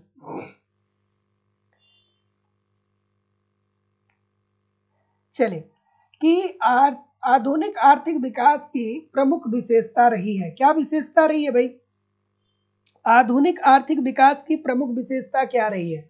तो आर्थिक विकास जब होगा तो जाहिर सी बात है कि जब किसी देश का आर्थिक विकास होगा तो उस देश की प्रति व्यक्ति आय अधिक बढ़ेगी, देयर इज नो डाउट। प्रति व्यक्ति आय बढ़ेगी कि नहीं बढ़ेगी, प्रति व्यक्ति आय बढ़ेगी, प्रति व्यक्ति उत्पाद बढ़ेगा, प्रति इकाई श्रम की उत्पादकता में वृद्धि होगी, आधुनिक प्रौद्योगिकी का बढ़ता प्रयोग होगा, मतलब ये जितनी भी सारी चीजें हैं सबसे क्या होगा, उत्पादन में वृद्धि होगा। और जब उत्पादन में वृद्धि होगा तो जाहिर सी बात है कि देश की राष्ट्रीय आय बढ़ेगी, और जब देश की राष्ट्रीय आय बढ़ेगी, जब देश की राष्ट्रीय आय बढ़ेगी तो देश क्या करेगा, देश आर्थिक विकास करेगा, देश क्या करेगा, आर्थिक विकास करेगा। तो जितने लोग भी ऑप्शन नंबर क्या बोल रहे हैं, डी बोल रहे हैं, सभी लोग का उत्तर यहाँ पे बिल्कुल ठीक हो जाएगा। अगला, अगला प्रश्न ये रहा कि रोजेस्टीन रोडान के अनुसार अर्थव्यवस्था के विकास की सर्वोत्तम विधि कौन सी है, बताइए। रोजेस्टीन रोडान के अनुसार अर्थव्यवस्था के विकास की सर्वोत्तम विधि कौन सी है, बताइए। हाँ ठीक है, रोजेस्टीन रोडान ने क्या दिया था, क्या बोला था, बड़े धक्के का सिद्धांत दिया था ना रोजेस्टीन रोडान ने, बड़े धक्के का सिद्धांत। प्रश्न पूछा जाता है कि बड़े धक्के का सिद्धांत किसने दिया था, तो रोजेस्टीन रोडान ने दिया था। क्या है ये बड़े धक्के का सिद्धांत, तो ये बड़े धक्के का सिद्धांत ये बताता है कि जो विकासशील देश या जो अल्प विकसित देश होते हैं, जब यहाँ पे जनसंख्या बढ़ती है ना, जब इस देश में जनसंख्या बढ़ती है तो जनसंख्या बढ़ने के कारण प्रति व्यक्ति आय कम होने लगता है। जब जनसंख्या बढ़ेगा तो जाहिर सी बात है प्रति व्यक्ति आय कम हो जाएगा, और जब प्रति व्यक्ति आय कम होता है तो वो देश क्या होता है, गरीबी के दुष्चक्र में फंस जाता है, गरीबी के कुचक्र में वो देश फंस जाता है। और जब गरीबी के कुचक्र में फंस जाता है तो ऐसी स्थिति में उस अर्थव्यवस्था में बड़े पैमाने पे निवेश की जरूरत है, बड़े पैमाने पर निवेश जरूरी है। और जब बड़े पैमाने पे निवेश बढ़ाया जाएगा, जब बड़े पैमाने पे निवेश बढ़ाया जाएगा तो जब निवेश बढ़ेगा तो अर्थव्यवस्था में मांग भी बढ़ेगी, और मांग के साथ साथ पूर्ति भी बढ़ेगी, और मांग व पूर्ति जब तेजी से बढ़ेगा तो उत्पादन बढ़ेगा, जब उत्पादन बढ़ेगा तो देश की राष्ट्रीय आय बढ़ेगी, और जब देश की राष्ट्रीय आय बढ़ेगी तो देश आर्थिक विकास के पथ पे अग्रसर हो जाएगा। राष्ट्रीय आय बढ़ेगी तो देश का क्या होगा, आर्थिक विकास होगा, देश का आर्थिक विकास होगा। ठीक है, तो इजी सी बात है। तो जितने लोग भी, हाँ हाँ ठीक है, क्या हुआ, ठीक है, हाँ ठीक है। तो जितने लोग भी ऑप्शन नंबर क्या बोल रहे हैं, सी बोल रहे हैं, तो जितने लोग भी सी बोल रहे हैं, निवेश का एक बृहद एवं संतुलित कार्यक्रम, सभी लोग का उत्तर ठीक हो जाएगा। तो याद रखिएगा, 2-3 लाइन में मैं रोजेस्टीन रोडान के बड़े धक्के के सिद्धांत को बहुत ही अच्छे से एक्सप्लेन कर रहा हूँ, एक बार आप समझ जाएंगे तो जिंदगी में कभी नहीं भूलेंगे। रोजेस्टीन रोडान ने बड़े धक्के का सिद्धांत दिया था, बड़े धक्के के सिद्धांत के अंतर्गत रोजेस्टीन रोडान ने ये कहा कि जब अर्थव्यवस्था में जनसंख्या बढ़ती है तो जनसंख्या बढ़ने के कारण प्रति व्यक्ति आय में कमी आ जाती है, और जब प्रति व्यक्ति आय में कमी आ जाती है तो गरीबी के कुचक्र में वो देश फंस जाता है। मतलब लोगों के पास आय ही नहीं होती है कि वो निवेश करें, तो गरीबी के कुचक्र में फंस जाएगा, मतलब अर्थव्यवस्था में मंदी आ जाती है। तो ऐसी स्थिति में सरकार को बड़े पैमाने पे निवेश करना चाहिए, ताकि सरकार जब बड़े पैमाने पे निवेश करेगा तो एक तरफ मांग बढ़ेगा, दूसरी तरफ पूर्ति बढ़ेगा। तो जब मांग व पूर्ति दोनों बढ़ेगा तो उत्पादन बढ़ेगा, और उत्पादन बढ़ेगा तो देश की राष्ट्रीय आय बढ़ेगी, और राष्ट्रीय आय बढ़ेगी तो देश आर्थिक विकास के पथ पे अग्रसर हो जाएगा। अगला, आवश्यक न्यूनतम प्रयास सिद्धांत। ये भी कुछ उसी तरीके का मिलता जुलता सिद्धांत है। ठीक है, क्या उत्तर आ रहा है? सभी लोग यार लाइक और शेयर तो कर दिया करिए, इतने सारे लोग क्लास देख रहे हैं, इतने सारे लोग क्लास देख रहे हैं, फिर भी लाइक और शेयर की संख्या बहुत कम है। राजकुमार जी, राजेश जी, लक्ष्य जी, सर्वेश कुमार जी, ज्योति चौरसिया जी, रोहित कुमार जी, सानू जी, लवकेश कुमार जी, दीना प्रसाद जी, मीनू यादव जी, कंचन साहू जी, फरीन फातिमा जी, तस्नीम खान जी, सर्वेश कुमार जी, सदानंद मिश्रा जी, पूजा मिश्रा जी, घनश्याम अनुरागी जी, नौशाद अली जी, प्रियांशु जी, एसपी गुप्ता जी, भगवंती जी, रोहित कुमार जी, दीपमाला पाल जी, प्रिया जी, कंचन साहू जी। सभी लोग एक बार वीडियो को लाइक शेयर कर दो यार, इतने सारे लोग क्लास देख रहे हैं फिर भी लाइक और शेयर की संख्या बहुत कम है। सभी लोग एक बार लाइक शेयर कर दीजिए। बच्चों वाला प्रश्न है, ठीक है। तो आवश्यक न्यूनतम प्रयास सिद्धांत किसने दिया था, तो बताइए। तो आवश्यक न्यूनतम प्रयास सिद्धांत लेवेंस्टीन ने दिया था, और उन्होंने भी कुछ इसी तरीके की बात रखी। उन्होंने भी यही कहा कि देखिए भैया, जब जो अल्प विकसित देश होते हैं ना, जब उनकी जनसंख्या बढ़ती है तो जनसंख्या बढ़ने के कारण, जब उस देश की जनसंख्या बढ़ेगी तो जनसंख्या बढ़ने के कारण प्रति व्यक्ति आय कम हो जाएगा, प्रति व्यक्ति आय कम हो जाएगा। और जब प्रति व्यक्ति आय कम हो जाएगा, मतलब प्रति व्यक्ति आय कम होने का मतलब कि प्रति व्यक्ति आय अपने न्यूनतम बिंदु पे आ जाएगा, न्यूनतम बिंदु पे आ जाएगा। और जब न्यूनतम बिंदु पे आ जाएगा तो निजी निवेश में कमी आ जाएगी, ठीक है, निजी निवेश में अर्थव्यवस्था में कमी आ जाएगी। और जब निवेश में कमी आ जाएगी तो ऐसी स्थिति में न कोई मांग होगा और ना ही कोई पूर्ति होगा, तो अर्थव्यवस्था मंदी की स्थिति में फंसी रहेगी। तो इस स्थिति से अर्थव्यवस्था को निकालने के लिए आवश्यक मात्रा में न्यूनतम निवेश की जरूरत होती है, ताकि जब निवेश बढ़ाया जाएगा तो उससे अर्थव्यवस्था में थोड़ी तेजी आएगी और मांग भी बढ़ेगा और पूर्ति भी बढ़ेगा। मांग और पूर्ति जब दोनों बढ़ेगा तो उत्पादन बढ़ेगा, उत्पादन बढ़ेगा तो देश की राष्ट्रीय आय बढ़ेगी, राष्ट्रीय आय बढ़ेगी तो देश का आर्थिक विकास होगा, ठीक है। राष्ट्रीय आय बढ़ेगी तो क्या होगा, देश का आर्थिक विकास होगा। तो जितने लोग भी बोल रहे हैं ठीक बोल रहे हैं। देखिए ये जितनी भी थियरी है ना, अगर जो एक बार आप इसके कॉन्सेप्ट को पढ़ लेंगे ना, तो ये जिंदगी भर कभी भी भूलने वाले नहीं, है ना, कभी भी नहीं भूलेगा, कभी भी नहीं भूलेगा। और फीस बहुत कम है, बहुत सारे बच्चों को लगता है 2000 रुपये फीस है। भाई मैं 200 से ऊपर क्लासेस आपको प्रोवाइड करता हूँ, पूरी इकोनॉमिक्स कम से कम मैं 200 से 230 से 240 क्लास में खत्म करता हूँ, 240 क्लास में आपको प्रोवाइड कराता हूँ। एक क्लास की कीमत 10 रुपये के बराबर नहीं, कंप्लीट आपको उसमें नोट्स भी दिया जा रहा है, उसमें आपको टेस्ट सीरीज भी दिया जा रहा है, उसमें आपको प्रीवियस ईयर भी दिया जा रहा है, करंट भी दिया जा रहा है, सारी चीजें आपको दी जा रही। बस इत्मीनान से आप पढ़िए तो सही। एक बार नौकरी मिल जाएगी ना तो 60-70 हजार रुपए सैलरी आएगी, है ना, पूरी जिंदगी भर आएगी। जब रिटायर होंगे तब तक 2 लाख रुपए तक सैलरी पहुंच चुकी होगी, है ना। तो 2 लाख से ऊपर भी हो सकता है कि पहुंच गया हो, क्योंकि स्फीति बढ़ती है, महंगाई भत्ता बढ़ता है, आप लोग को पता ही है, वेतन आयोग लागू होता है। तो अगर जो अभी 40, अगर जो आप 30 साल के होंगे या उससे कम के होंगे या 30 साल के आसपास के होंगे, तो बड़ी आराम से बहुत स्कोप है आपके सैलरी बढ़ने की, ठीक है। तो फीस बहुत कम है, परेशान ना होइए। जो लोग भी एडमिशन लेना चाहते हैं डिस्क्रिप्शन बॉक्स में जाकर के एप्लीकेशन को डाउनलोड करके डायरेक्ट कोर्स परचेज कर सकते हैं, नहीं तो जो नीचे नंबर आ रहा है इस नंबर पे कॉल या व्हाट्सएप मैसेज कर सकते हैं। क्या उत्तर आ रहा है सर?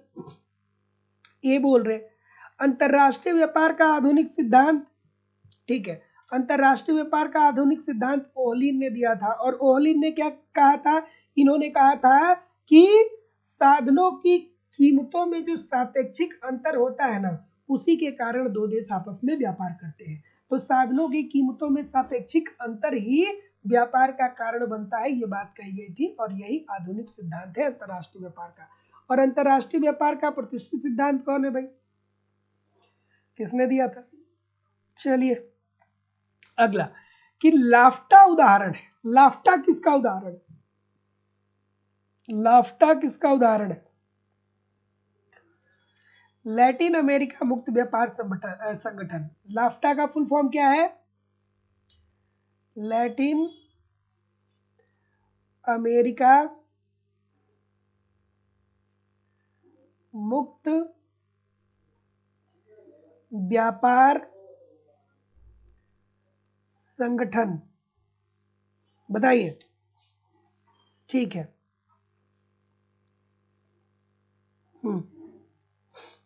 लाफ्टा का सदस्य देश कौन कौन है, थोड़ा बताइए मुझे तो, कमेंट करके आप लोग कमेंट करके बताइए भाई। ऑप्शन नंबर, ठीक है। मुख्यालय कहाँ है, पूछा जाता है कि लाफ्टा का मुख्यालय कहाँ पे है, कोई बताएगा? कोई बहादुर बच्चा है?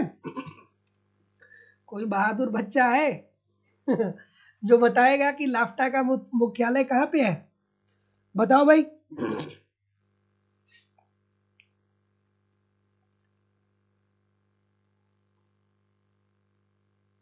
ठीक है, मोंटवीडियो। तो याद रखिएगा कि लाफ्टा का जो मुख्यालय है वो कहाँ पे है, मोंटवीडियो में है। और लाफ्टा का फुल फॉर्म क्या है? लैटिन अमेरिका मुक्त व्यापार संगठन। और यह लाफ्टा यूरोपीय आर्थिक समुदाय की एक विकसित प्रणाली है, ठीक है। और इसके जो सदस्य देश हैं वो अर्जेंटीना है, ब्राजील है, चिली है, कोलंबिया है, इक्वाडोर है, पेरू है, उरुग्वे है और कोई एक देश है, मैं स्किप कर रहा हूं, कोई एक देश और है, ठीक है। तो जितने लोग भी ऑप्शन नंबर क्या बोल रहे हैं, डी बोल रहे हैं, साझा बाजार का, सभी लोग का उत्तर ठीक हो जाएगा। Option number D, this is the right answer हो जाएगा। अगला कि निम्नलिखित में से किसी व्यापार की अदृश्य मदों में सम्मिलित किया जाता है। अब देखिए अब यहाँ पे दो बातें आपको समझनी होगी कि व्यापार की दृश्य मद क्या होती है और व्यापार की अदृश्य मद क्या होती है, ठीक है।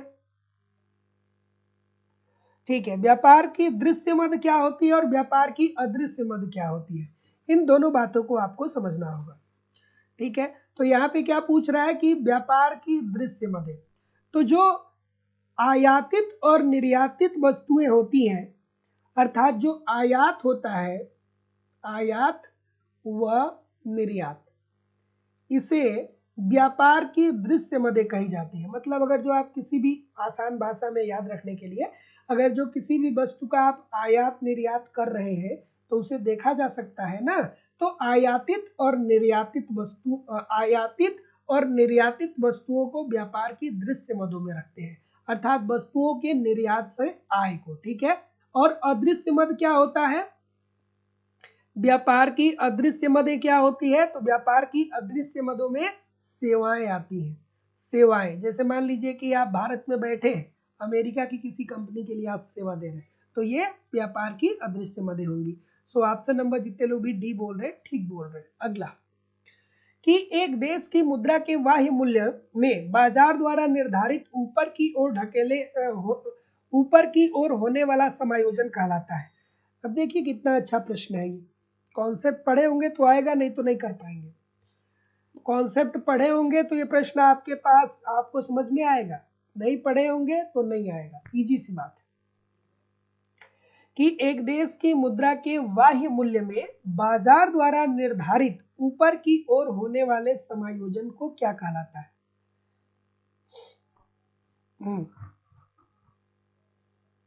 क्या उत्तर आ रहा है? ऑप्शन नंबर बी बोल रहे, और कोई? सब बी बोलेंगे, सब बी, जितने बोल रहे हैं सब ठीक बोल रहे हैं। बी वालों के लिए एक बार क्लैपिंग कर दीजिए सभी लोग। बी वालों के लिए सभी लोग एक बार क्लैपिंग कर दीजिए। बहुत सुंदर, खूबसूरत। यही पढ़े अभी तक, यही पढ़े अभी तक बी वालों। विनिमय प्रसार कहलाता है ये। कॉन्सेप्ट पढ़ेंगे तो ठीक होगा, नहीं करेंगे तो नहीं होगा। ये क्या पूछ रहा है कि बाजार द्वारा निर्धारित हो रहा है। एक छोटी सी बात नहीं समझ में आ रही है कि अवमूल्यन, अधिमूल्यन ये क्या बाजार के द्वारा निर्धारित होता है? कहाँ पे दिमाग है? अवमूल्यन और अधिमूल्यन ये बाजार के द्वारा होता है क्या? ये बाजार के द्वारा होता है, ये तो सरकार के द्वारा किया जाता है ना। तो यार कहाँ पे गलती कर रहे हैं आप लोग? तो जितने लोग भी विनिमय प्रसार बोल रहे हैं, ठीक बोल रहे हैं। तो याद रखिएगा कि एक देश की मुद्रा के बाह्य मूल्य में बाजार द्वारा निर्धारित ऊपर की ओर ढकेले जाने वाले समायोजन को विनिमय प्रसार कहते हैं। और मैं बार बार बोलता हूं, कान खोल लीजिए, मेरे इन शब्दों को सुन लीजिए। 3 चीजें हैं जो आपको सफलता दिलाएंगी। सबसे पहली बात आपका मेहनत, ठीक है। खूब मेहनत करिए, खूब पढ़िए, एक स्ट्रेटजी के तहत पढ़िए। क्या पढ़ना है क्या नहीं पढ़ना है ये जानने आना चाहिए आपको। मेहनत खूब करिए। उसके बाद दूसरी जो बात होती है वो होती है कि धैर्य से प्रश्न को पढ़िए। 50% स्टूडेंट धैर्य से प्रश्न को नहीं पढ़ते। उसके बाद तीसरी जो बात होती है कि कंसंट्रेट होकर प्रश्न को पढ़िए। क्योंकि देखिए इतने सारे बच्चे दे दिए उत्तर और उसमें बाजार किसी के दिमाग में घुसा ही नहीं होगा कि बाजार की बात हो रही है। तो जब बाजार की बात होगी तो सर अधिमूल्यन और अवमूल्यन का तो संबंध सरकार से है, तो बाजार से कैसे होगा? इस तरीके से क्वेश्चन को कैच करिए, इस तरीके से क्वेश्चन को समझिए।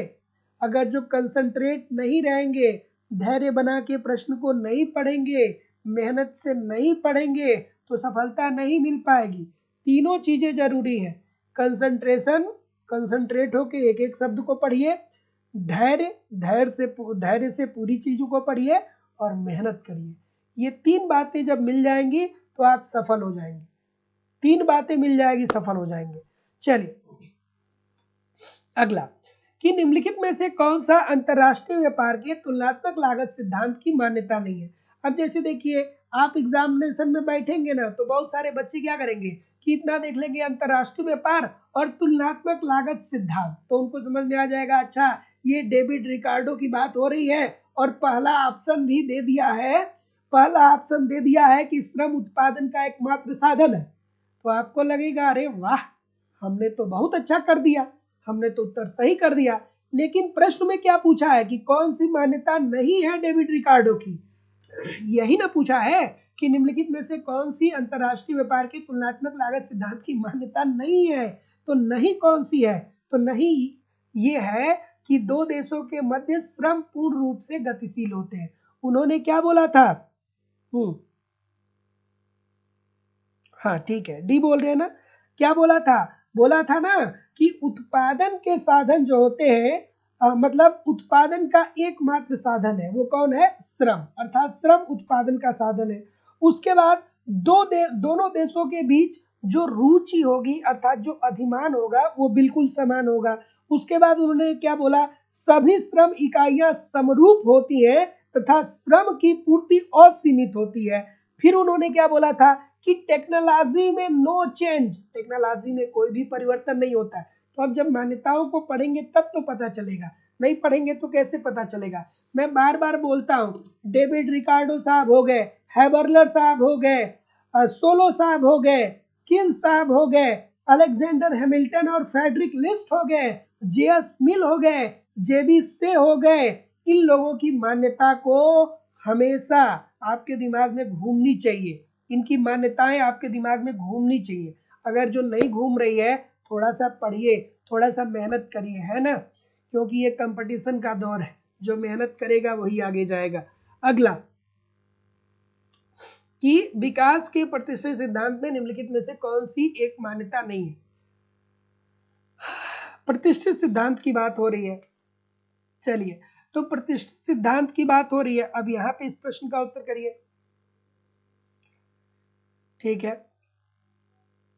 तो प्रतिष्ठित सिद्धांत ने क्या कहा था ना कि अर्थव्यवस्था में पूर्ण रोजगार है और साथ ही साथ अर्थव्यवस्था में पूर्ण प्रतियोगिता भी है। प्रतिष्ठित सिद्धांत कहा था कि पूर्ण रोजगार भी है और पूर्ण प्रतियोगिता भी है। फिर इन्होंने क्या बोला था कि अर्थव्यवस्था में उत्पादन ह्रास नियम अंततः लागू होता है। फिर इन्होंने क्या बोला था कि अर्थव्यवस्था मुख्यतः दो भागों में विभाजित है, एक तरफ कृषि है, दूसरे तरफ उद्योग है। फिर इन्होंने क्या बोला था कि मजदूरी जो होती है वो जीवन निर्वाह के बराबर होती है। मजदूरी किसके होती है बराबर? मजदूरी बराबर होती है जीवन निर्वाह के, जीवन निर्वाह के बराबर होती है। अर्थात प्रतिष्ठित अर्थशास्त्रियों का मानना यह था कि एक मजदूर को आप मजदूरी इतनी दीजिए कि उससे वो जीवन निर्वाह कर पाए। जीवन निर्वाह का मतलब कि वो रोटी कपड़ा और मकान की व्यवस्था कर पाए। ठीक है, रोटी कपड़ा और मकान की व्यवस्था कर पाए, मकान की व्यवस्था कर पाए। तो जितने लोग भी ऑप्शन नंबर क्या बोल रहे हैं कि वास्तविक मजदूरी दर प्रथमानुसार निर्धारित होता है, सभी लोग का उत्तर यहाँ पे बिल्कुल ठीक हो जाएगा। तो विकास का जो प्रतिष्ठित सिद्धांत था उसने ये बोला था कि देखिए मजदूर को मजदूरी उनके जीवन निर्वाह के बराबर दीजिए, अर्थात उन्हें उतना ही मजदूरी दीजिए जिससे वो रोटी कपड़ा और मकान की व्यवस्था कर पाए। अगला, निम्नलिखित में से कौन सी एक अंतरराष्ट्रीय व्यापार के अवसर लागत की मान्यता नहीं है? अवसर लागत, अवसर लागत की बात कौन करता है? हैबरलर साहब करते हैं। बताइए कितना खूबसूरत सा प्रश्न है। अगर जो अंतरराष्ट्रीय व्यापार को आप पढ़े होंगे तो कितना आसान सा प्रश्न है। हैबरलर, ठीक है। चलिए क्या उत्तर आ रहे भाई? क्या बोला था? 2x2x2 मॉडल, ठीक है। दो वस्तु दो देश दो उत्पादन के साधन, और दो उत्पादन के साधन कौन कौन से? एक श्रम है, दूसरी पूंजी है। 2x2x2 मॉडल है ना हैबरलर का अवसर लागत सिद्धांत, जिसमें दो देश है, दो वस्तु है और दो उत्पादन के साधन है, एक श्रम है, दूसरी पूंजी है। फिर साधन व वस्तु बाजार में दोनों में ही क्या है? पूर्ण प्रतियोगिता विद्यमान है। ठीक है, प्रत्येक साधन की पूर्ति को उन्होंने क्या माना था? स्थिर माना था। प्रत्येक देश में उन्होंने पूर्ण रोजगार को भी माना था। कौन सी मान्यता इसमें नहीं है? तो दोनों देशों में दोनों वस्तुओं के उत्पादन में स्थिर प्रतिफल का नियम लागू होता है। नहीं, जब स्थिर प्रतिफल का नियम लागू होगा तो व्यापार क्यों होगा? तो जितने लोग भी सी बोल रहे हैं सभी लोग का उत्तर ठीक हो जाएगा। अगला, सूची 1 सूची 2 के साथ सुमेलित करिए। चलिए भैया, पुरुष सिंह जी गुड इवनिंग। समय से क्लास ज्वाइन कर लिया करिए आप लोग। शाम को 7 बजे से 7:10 पे मैं लाइव आ जाता हूँ। 7:10 पे मैं किसी भी कीमत पर लाइव आ जाता हूँ। सभी लोग 7:10 तक ज्वाइन कर लिया करिए। और जो लोग भी अभी तक लाइव स्टडी इलाहाबाद का मोबाइल एप्लीकेशन नहीं डाउनलोड किए हैं, डिस्क्रिप्शन बॉक्स में जाकर के वहाँ से एप्लीकेशन को डाउनलोड कर लीजिए। लाइव स्टडी इलाहाबाद का व्हाट्सएप चैनल का लिंक दिया गया है डिस्क्रिप्शन में, व्हाट्सएप चैनल को ज्वाइन कर लीजिए। और टेलीग्राम चैनल का भी लिंक दिया गया है, टेलीग्राम चैनल को भी जरूर ज्वाइन कर लीजिए। चलिए क्या उत्तर आ रहा है सर? अमर्त्य सेन की बात करें तो अमर्त्य सेन साहब तो तकनीकी चुनाव की बात करते हैं ना। अमर्त्य सेन साहब तकनीकी चुनाव की बात करते हैं। हर्षमैन साहब असंतुलित विकास की बात करते हैं। रोस्टो साहब विकास के चरण की बात करते हैं, 5 चरणों की बात करते हैं। थोड़ा दिमाग में रिवाइज कर लीजिएगा। कौन कौन? परंपरागत समाज, आत्मस्फूर्ति के पूर्व की अवस्था, आत्मस्फूर्ति की अवस्था, परिपक्वता की ओर अग्रसर और अत्यधिक उपभोग। गुरनार मेडल की बात करें तो चक्री संचयी प्रक्रिया की बात करते हैं। इजी सी बात है, आप लोग सुमेलित कर रहे होंगे। अगला, थोड़ा एडजस्ट करना होगा। चलिए भाई, लेवेंस्टीन साहब आ गए। लेवेंस्टीन के अनुसार जनसंख्या में वृद्धि विकास की गति को मंद करने वाला कारण है। क्या ये बात ठीक है?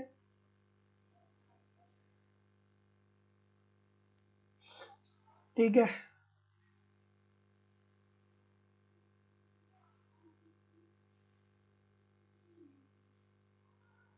चलिए भैया, पुरुष सिंह जी बोल रहे कि सर जी आपको नमन प्रणाम करता हूँ, आपके ऑनलाइन क्लास से मेरा एमपी सेट क्वालिफाई हो गया। चलिए भाई ठीक है, बहुत बहुत शुभकामना कि आपका एमपी सेट क्वालिफाई हो गया। और बस मैं एक ही बात बोलता हूँ, चाहे जिसको सिलेक्शन मिला है और चाहे ना मिला है, जितना मैं कंटेंट दे रहा हूँ, जो लोग सफल हो गए वो लोग इस बात के गवाह हैं कि जितना मैं आपको कंटेंट देता हूँ इससे ज़्यादा आपके पेपर में बहुत ज़्यादा कुछ पूछा नहीं जाता है। ईमानदारी से आप मुझे एप्लीकेशन और यूट्यूब पे दोनों जगह फॉलो करेंगे, सब कुछ आपका कवर हो जाएगा। बहुत सारे बच्चों का सिलेक्शन होता है, ऐसा कोई परीक्षा नहीं है कि जब रिजल्ट आए तो उसमें सिलेक्शन नहीं मिलता है, क्योंकि हम लोग रेगुलर पढ़ते हैं, रेगुलर मेहनत करते हैं। अब आप खुद सोच लीजिए कि यूट्यूब पे इकोनॉमिक्स की 800 के आसपास क्लास होने जा रही है। सोच लीजिए कितना मेहनत हुआ है, 2-2 घंटे की क्लास, 800 क्लास। कहीं पे मिलेगा आपको 800 क्लास केवल प्रैक्टिस की इकोनॉमिक्स की? नहीं मिलेगा। तो आप हो सकता है कि इस क्लास को न की हो, लेकिन ये सारी क्लास मैं करवाया हूं, मैं मेहनत किया हूं, तो अब मेरे साथ जो जितना मेहनत कर लेगा उसको उतना मिल जाएगा। अब कुछ लोग आते हैं आधे घंटे पढ़ने के लिए, कुछ लोग 10 मिनट पढ़ के चले जाते हैं, उनको ये लगता है कि आधा घंटा 1 घंटा मोर देन सफिशियंट होता है। ऐसा नहीं होता है, मेहनत करना पड़ता है, मेहनत करना पड़ता है।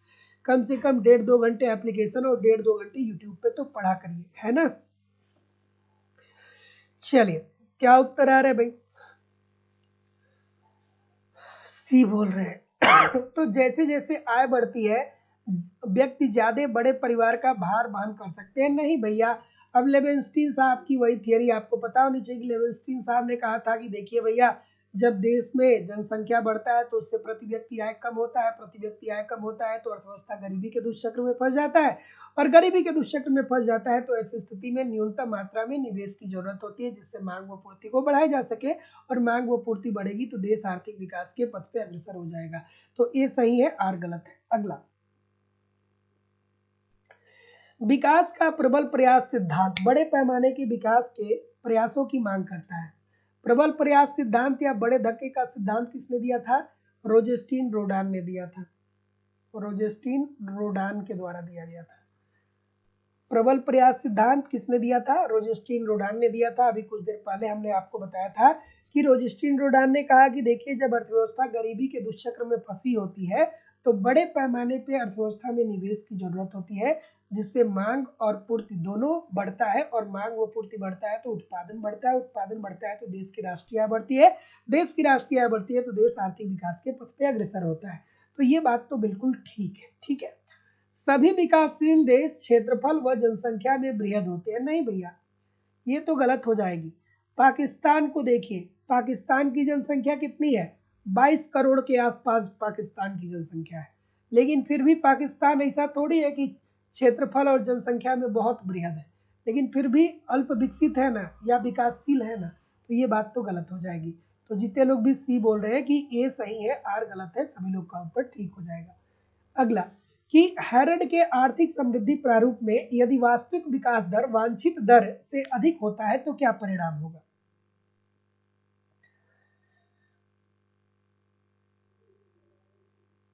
ठीक, अब इसके लिए अगर जो आप हैरड डोमर मॉडल पढ़े हैं तो आप जानते होंगे कि ये कौन सी कंडीशन है। जी ए जब ग्रेटर देन जी डब्ल्यू के होगा तो उसमें क्या होगा? अर्थव्यवस्था में तो अनियंत्रित संतुलन स्थापित हो जाएगा। अब ऐसे प्रश्नों के लिए आपको कॉन्सेप्ट तो यार पढ़ना पड़ेगा, बिना कॉन्सेप्ट पढ़े नहीं हो पाएगा। अगला प्रश्न है कि निम्न पर विचार करिए और विचार करके बताइए कि उपरोक्त में से मानव पूंजी में विकास सम्मिलित है। मानव पूंजी में विकास, अब बहुत सारे बच्चों को पता ही नहीं है कि मानव पूंजी में विकास का मतलब क्या होता है। तो जैसे देखिए, जो माँ बाप होते हैं ना, वो बच्चों को क्या करते हैं? उनका विकास करते हैं। क्यों बच्चों पे माँ बाप खर्च करते हैं? क्यों माँ बाप बच्चों को अच्छी शिक्षा देते हैं? क्यों उनको अच्छा रहने का स्थान देते हैं? क्यों उनको बच्चे को अच्छा संस्कार देते हैं? इसीलिए तो देते हैं ना कि हमारा बच्चा जब शिक्षित हो जाएगा, हमारा बच्चा जब स्वस्थ रहेगा, हमारा बच्चा जब अच्छी जगह पे रहेगा, तो जाहिर सी बात है कि जब अच्छा सोचेगा, शिक्षित रहेगा, तो वो कहीं भी आय का सृजन कर सकता है, अर्थात वो उत्पादन को बढ़ा सकता है, ठीक है, या आय का सृजन कर सकता है। तो मानव पूंजी में विकास का मतलब ये होता है कि जनसंख्या में वृद्धि नहीं, शिक्षित, आप शिक्षित होंगे तो उत्पादकता बढ़ाएंगे, स्वस्थ रहेंगे तो बढ़ाएंगे, आवास में अच्छी आवास आपको मिलेगी तो अच्छा आप सोचेंगे। अधिक उत्पादक क्षेत्रों के लिए श्रमिकों का प्रवास, थोड़ा सा देखिए, थोड़ा सा देखिए, हाँ ठीक है, अधिक उत्पादक, अगर जो आप शिक्षित होंगे तो आप सेवा क्षेत्र की तरफ मूव कर जाएंगे, बिल्कुल ठीक है। और सामाजिक संरचना में सुधार भी करेंगे, तो बिल्कुल सही है, 2, 3 और 4 this is the right answer हो जाएगा। अगला, गंगा कल्याण योजना का उद्देश्य क्या है? लाइक और शेयर सभी लोग कर दीजिए, और जो लोग भी अभी तक लाइक शेयर नहीं किए हैं वो लोग लाइक शेयर कर दीजिए, और अगर जो अभी तक आपने चैनल को सब्सक्राइब नहीं किया तो चैनल को जरूर सब्सक्राइब कर लीजिए, और बेल आइकन की घंटी जरूर बजा दीजिए, क्योंकि जब आप बेल आइकन की घंटी बजा देंगे तो किसी भी प्रकार की कोई भी वीडियो या कोई भी इंफॉर्मेशन जब आएगी तो आपको तुरंत नोटिफिकेशन मिल जाएगा। तो जहाँ पे सब्सक्राइब का बटन है उसके बगल में बेल आइकन की घंटी है, उसको भी बजा दीजिए, मतलब उसको भी दबा दीजिए, ठीक है। क्या उत्तर आ रहा है? कब शुरुआत हुई? ठीक है, 1 फरवरी 1997, 1 फरवरी 1997। गंगा कल्याण योजना की शुरुआत कब हुई? 1 फरवरी 1997। क्या उद्देश्य था इस योजना को चलाने के पीछे? इस योजना को चलाने के पीछे क्या उद्देश्य था? तो उद्देश्य ये था कि गरीबी रेखा से नीचे रहने वाले व्यक्तियों को, नीचे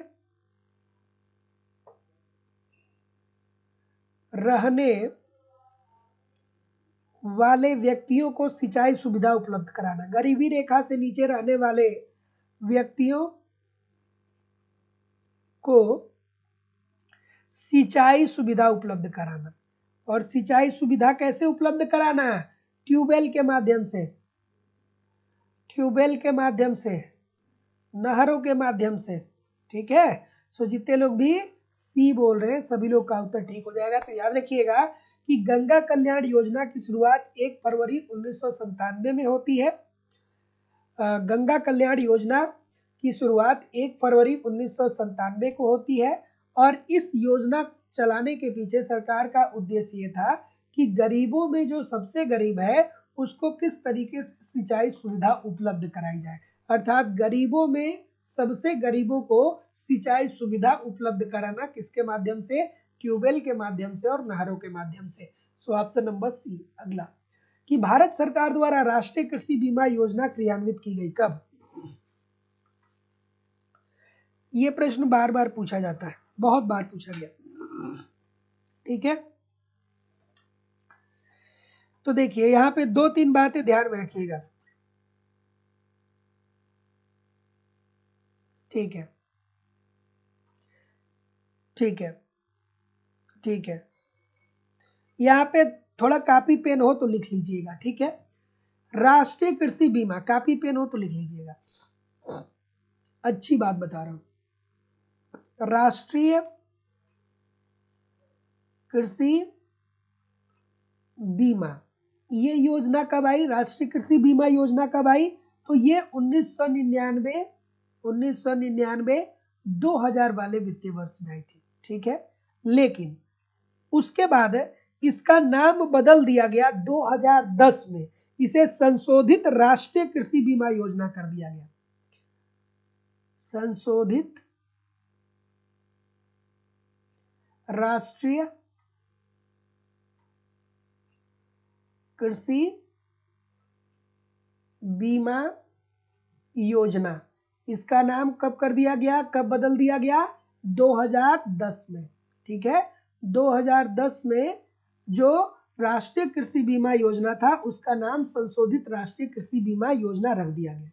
और फिर क्या हुआ कि अब बात फिर आ जाती है 2016 में। 2016 में इसका नाम प्रधानमंत्री फसल बीमा योजना रख दिया गया। प्रधानमंत्री फसल बीमा योजना, ये तीनों बात याद रखिएगा, कॉपी पेन है तो नोट कर लीजिएगा, ठीक है। तो राष्ट्रीय कृषि बीमा की शुरुआत कब हुई?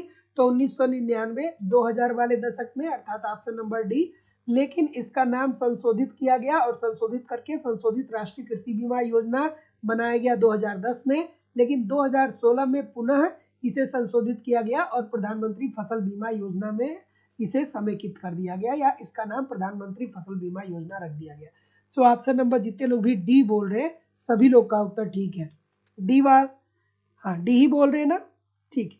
अगला कि 8वीं पंचवर्षीय योजना में केंद्र तथा राज्यों के संयुक्त व्यय में निम्नलिखित में से किस क्षेत्र में योजना व्यय सर्वाधिक रहा? 8वीं पंचवर्षीय योजना बहुत बार पूछा गया,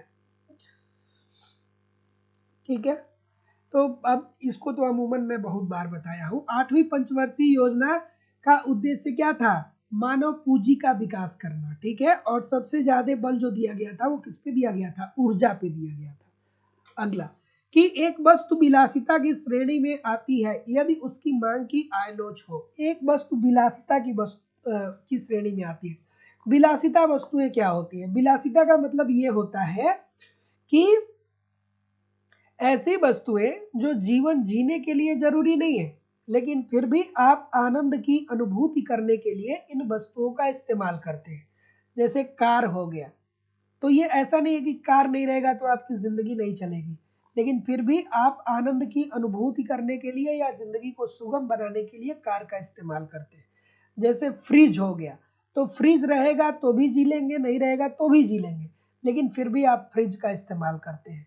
जैसे एसी हो गया, एयर कंडीशन हो गया, एसी नहीं रहेगा तो भी जिंदा रहेंगे, रहेगा तो भी जिंदा रहेंगे।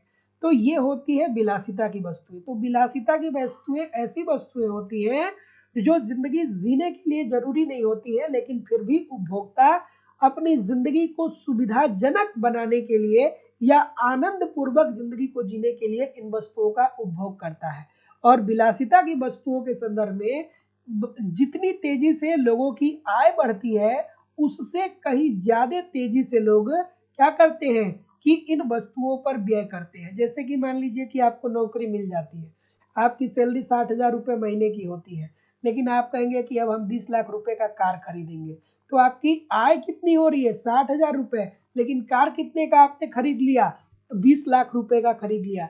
इसका मतलब कि जितनी तेजी से वृद्धि आपकी आय में हो रही है ना, उससे कहीं ज्यादा तेजी से वृद्धि आप अपने उपभोग व्यय पे कर रहे हैं, विलासिता की वस्तुओं पर कर रहे हैं, ठीक है। तो विलासिता की वस्तुओं के संदर्भ में विलासिता की वस्तुएं ऐसी वस्तुएं होती है जो जिंदगी जीने के लिए जरूरी नहीं होती है, लेकिन फिर भी आप आनंद की अनुभूति के लिए इन वस्तुओं का इस्तेमाल करते हैं। जैसे कार हो गया, फ्रिज हो गया, एसी हो गया, ये सब विलासिता की वस्तुएं हो गई। रेडियो हो गया, टीवी हो गया, ये सब विलासिता की वस्तुएं। और विलासिता की वस्तुओं में के संदर्भ में ये देखने को मिलता है कि एक व्यक्ति की आय जितनी तेजी से बढ़ती है उससे कहीं ज्यादा तेजी से वृद्धि उसके व्यय में होता है। तो इसलिए इसकी मांग की आय लोच क्या होती है? इकाई से अधिक होती है। तो जितने लोग भी बी बोल रहे हैं बिल्कुल ठीक बोल रहे हैं। कहीं भी जाइएगा नहीं, कमेंट करके बताइए कितने प्रतिशत प्रश्न आपके सही हुए। और आप लोगों की इकोनॉमिक्स की दूसरी क्लास लाइव स्टडी इलाहाबाद के मोबाइल एप्लीकेशन पे होती है, जहां पे आपको इकोनॉमिक्स के अलग अलग बैच देखने को मिलते हैं और अलग अलग बैच में आपको आपके सिलेबस के अनुसार एक रणनीति के तहत इकोनॉमिक्स के सारे कंटेंट प्रोवाइड किए जा रहे हैं। जैसे कि आपको आपके सिलेबस के अनुसार इकोनॉमिक्स की कंप्लीट थियरी पढ़ाई जा रही है, अर्थात कॉन्सेप्ट पढ़ाया जा रहा है। इसकी लाइव क्लास होती है। कॉन्सेप्ट पढ़ना बहुत जरूरी है। जब तक आपके कॉन्सेप्ट क्लियर नहीं होते हैं तब तक बहुत प्रकार के कंफ्यूजन आपके दिमाग में विद्यमान होते हैं। इसकी लाइव क्लास होती है। अगर जो लाइव क्लास में आप नहीं जुड़ते हैं तो बाद में आपको रिकॉर्डेड क्लास मिल जाता है, तो आप अपने समय के अनुसार कभी भी क्लास को कर सकते हैं। आपको कंप्लीट यहाँ पे इकोनॉमिक्स का नोट्स भी दिया जा रहा है। मेरी खुद की हैंड राइटिंग का नोट्स मैं आपको प्रोवाइड करा रहा हूँ, ताकि एक तरफ आप कॉन्सेप्ट को पढ़ते रहें और दूसरे तरफ नोट्स के माध्यम से रिवीजन करते रहें, क्योंकि बहुत सारे बच्चे एक तरफ पढ़ते हैं दूसरी तरफ भूलते हैं। तो ऐसा आपको बिल्कुल नहीं करना है। एक तरफ आप थियरी पढ़िए, दूसरी तरफ आप नोट्स के माध्यम से रिवीजन करिए। वही आपको टेस्ट सीरीज भी दिया जा रहा है। आप टेस्ट दीजिए, अपना इवेल्युएशन करिए कि गलती कहाँ पे हो रही है, गलती क्यों हो रही है, उसमें सुधार करिए, फिर अगला टेस्ट दीजिए, जिससे आपकी एक्यूरेसी बेहतर हो पाए। आपको प्रीवियस ईयर के क्वेश्चन पेपर भी दिए जा रहे हैं। डायरेक्टली इनडायरेक्टली बहुत सारे प्रश्न प्रीवियस ईयर से पूछे जाते हैं और करंट की भी क्लासेस आपको यहाँ पे देखने को मिलती है। सब कुछ प्रोवाइड कराना हमारी जिम्मेदारी है। बस 1.5-2 घंटे एप्लीकेशन पे इन सारे कंटेंट को ठीक तरीके से फॉलो करते रहिए। 1.5-2 घंटे आप मुझे यूट्यूब पे प्रैक्टिस करते रहिए, सब कुछ आपका कवर होने वाला है।